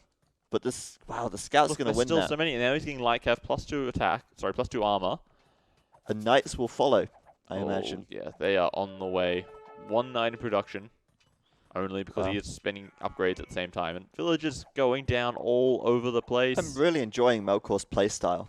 I'm really loving this. Yeah. And no, this is not a McDonald's advert. This is Age of Empires 2. Melkor looking so strong at the moment. Is McDonald? McDonald is not an Irish name, is it? McDonald. It's an American chain, Robo. Yeah, no, but like... I mean, no, I don't think it is. Although the McDonald brothers may have originated in Ireland, there's a lot of Irish immigration to the USA during the So maybe the time, maybe Melkor could be getting some sponsorship from McDonald's. Maybe. Being Irish. I'm not sure where I'm going with this, but... It's like Scottish. Scottish, apparently. Okay, then never mind that thought. The Light Cav still just roaming around, forcing this military to do nothing really except for chase them around his base. While at the same time, Melkor massing these knights, he's got his own spears out, dropping a TC as well on the side to defend his gold and wood. And I guess the issue is that Rubenstock has done a good job of walling in, so these Light Cav have done very little so far. He doesn't really want to fight against but he's like 5 villages up. They've killed a lot of vills. Yeah, that's true. Considering, you know, there are only Light Cav. I mean, since they became Light Cav, I don't think they've done much. They killed stuff when they were scouts. Oh, sure, but just the threat of the Light Cav upgrade makes you have to worry and, you know, be prepared to defend against that. Like, look at them running around. Like, they're taking on pikemen. Like, it's not a good fight, but they're winning it. They are suppressing Rubenstock's numbers with a unit that was produced in the feudal age, which now, is finding a lot of value in early castle. And I think that's just so good. And at the same time, he's massing up his own knight numbers. Oh, yeah, for sure. And not wasting any of them. He's keeping the knights back as well. He's not even shown Rubenstock any knights yet. He probably expects them, but the point is he's waiting. He's waiting for the right time. He's waiting until he's got a good number. And Melkor then using those feudal age units, which got upgraded. He's making more light cavs. It seems he doesn't have enough gold incomes, so he adds light cav instead of knights, just because why not? It's interesting. The problem is the pike There's numbers a lot going of to be enough? He's got to be very careful. But he's mixing his crossbows and cav archers, which is never ideal. Oh, wow. Melkor looking so good Melkor's just again. cleaning this up at the moment, it seems. Sheer momentum at the moment. The mill's in the way. I can't see what's happening. Maybe you have a toggle to make buildings transparent or something. Or they can just flatten in the or future. something. But he might get cleaned up here, actually. There's a lot more pikes coming over. And yeah, but all the crossbows and all the cav archers are dead, right? He's got 2 cav archers left. Yeah. You want a mass. Just want to point out the beauty of this is that the pikes, although yes, they stay alive, the fact that he took down the ranged units means he can't get raided. Because pikes can't raid. Not really, no. Not against 3 TCs, Robo, because Melkor in the back of this he does have a is up TC. to 3 TCs. He's up to 3. And this is just huge. He's keeping Rubenstock suppressed, and he's up to 3 TCs now. And even with these bad, not cost-effective trades, I should say, as we kept saying, he's staying ahead in numbers. He's not letting... Still staying ahead in KD, amazingly, as well. The other important thing, yeah. right? He's just not letting the massive cav archers getting to that point where, they can 2-shot knights or something like that. Yeah, for sure. When you've only got 3 cav archers, you can't really threaten anything with them. No, not at all. And I mean, that's the thing that you need as the Huns. You need like a good massive cav archer. You need to be able to have that momentum. And right now, his gold is about to get denied. And Rubenstock does not have a 2nd or 3rd gold accessible right now, not with the lack of map control. So many pikes are coming out. He's holding on, but that's all he's doing. And the problem is that Melkor's aggression is about to get, sort of higher and higher as the game goes on, and he starts converting more of those increased resources into military, because he does have the 3 TCs. He is ahead by almost 20 villages basically now. 20 villages at this point, and he's ahead of military, and his military is arguably better. Yeah. And, Melkor's been playing so well today, and he's in on that wood line as well. Oh, no. And, Rubenstock does have the pikes right there, but he's chasing the other group of knights. He needs to kill these knights in the wood line. Okay, that wasn't too bad. I think he only lost Could've 2 been worse. or 3 villages there. Definitely could have been worse. And on this side, oh, no. Yeah. His other wood line. This is over for Rubenstock right now. For a solid minute here, Rubenstock has 0 wood income. And this is a huge problem as well. Like, pikes are too slow to chase the knights. You chase down one group on one side, another group of knights come and attack you on the other side, and you're always playing such a reactive game. You're never being proactive. You're never the one calling the shots. Your opponent has full map control, and you're just constantly chasing them down. That is not a situation you want to be in. Scorpion's now coming for Melkor, which is just great. Oh, yeah. That's going to shred through these pikemen. And another group of knights now going in. That's another big one. Rubenstock's going to call GG in about 2 minutes, I think. And there's actually a tree here that Maybe Melkor could build a palisade over if he was paying attention. Oh, it's actually cut. Is it cut? Yeah, there's a cut down. Yep, that's it. Wall there, but GG. GG. And Melkor, being a nice guy, saying that he'll give Rubenstock some of the prize money. There you go. Well played, Melkor. Top lad. 5-0 sweep. 5-0. That's the first sweep we've actually had in any of our Best of 9 Friday series. And I honestly did not see that coming. I did not expect that. I think I massively underrated Melkor. I think I did too when I was Me picking too. the players. I'm like, Melkor, I gave him a slight advantage. I thought, he'd probably win 5-3, 5-4 against Rubenstock. I didn't expect 5-0. That's mad. That was just really insanely well played. So well good. So well good. So well done by Melkor. Yeah, that too. Very well played. And, I think Rubenstock made some mistakes in this series. But I think Melkor made some very quick, snap decisions. Most notably, the militia in Game 4, the men-at-arms in Game 4, reacted very well to what he saw. and constantly kept the pressure up, constantly kept Rubenstock playing on his terms the whole series. And Melkor, very impressive, really, very impressive gameplay from him. I think these guys could be evenly matched if they were both, playing to their best. But I don't think Rubenstock necessarily playing to his best today either. Quite a few mistakes from him.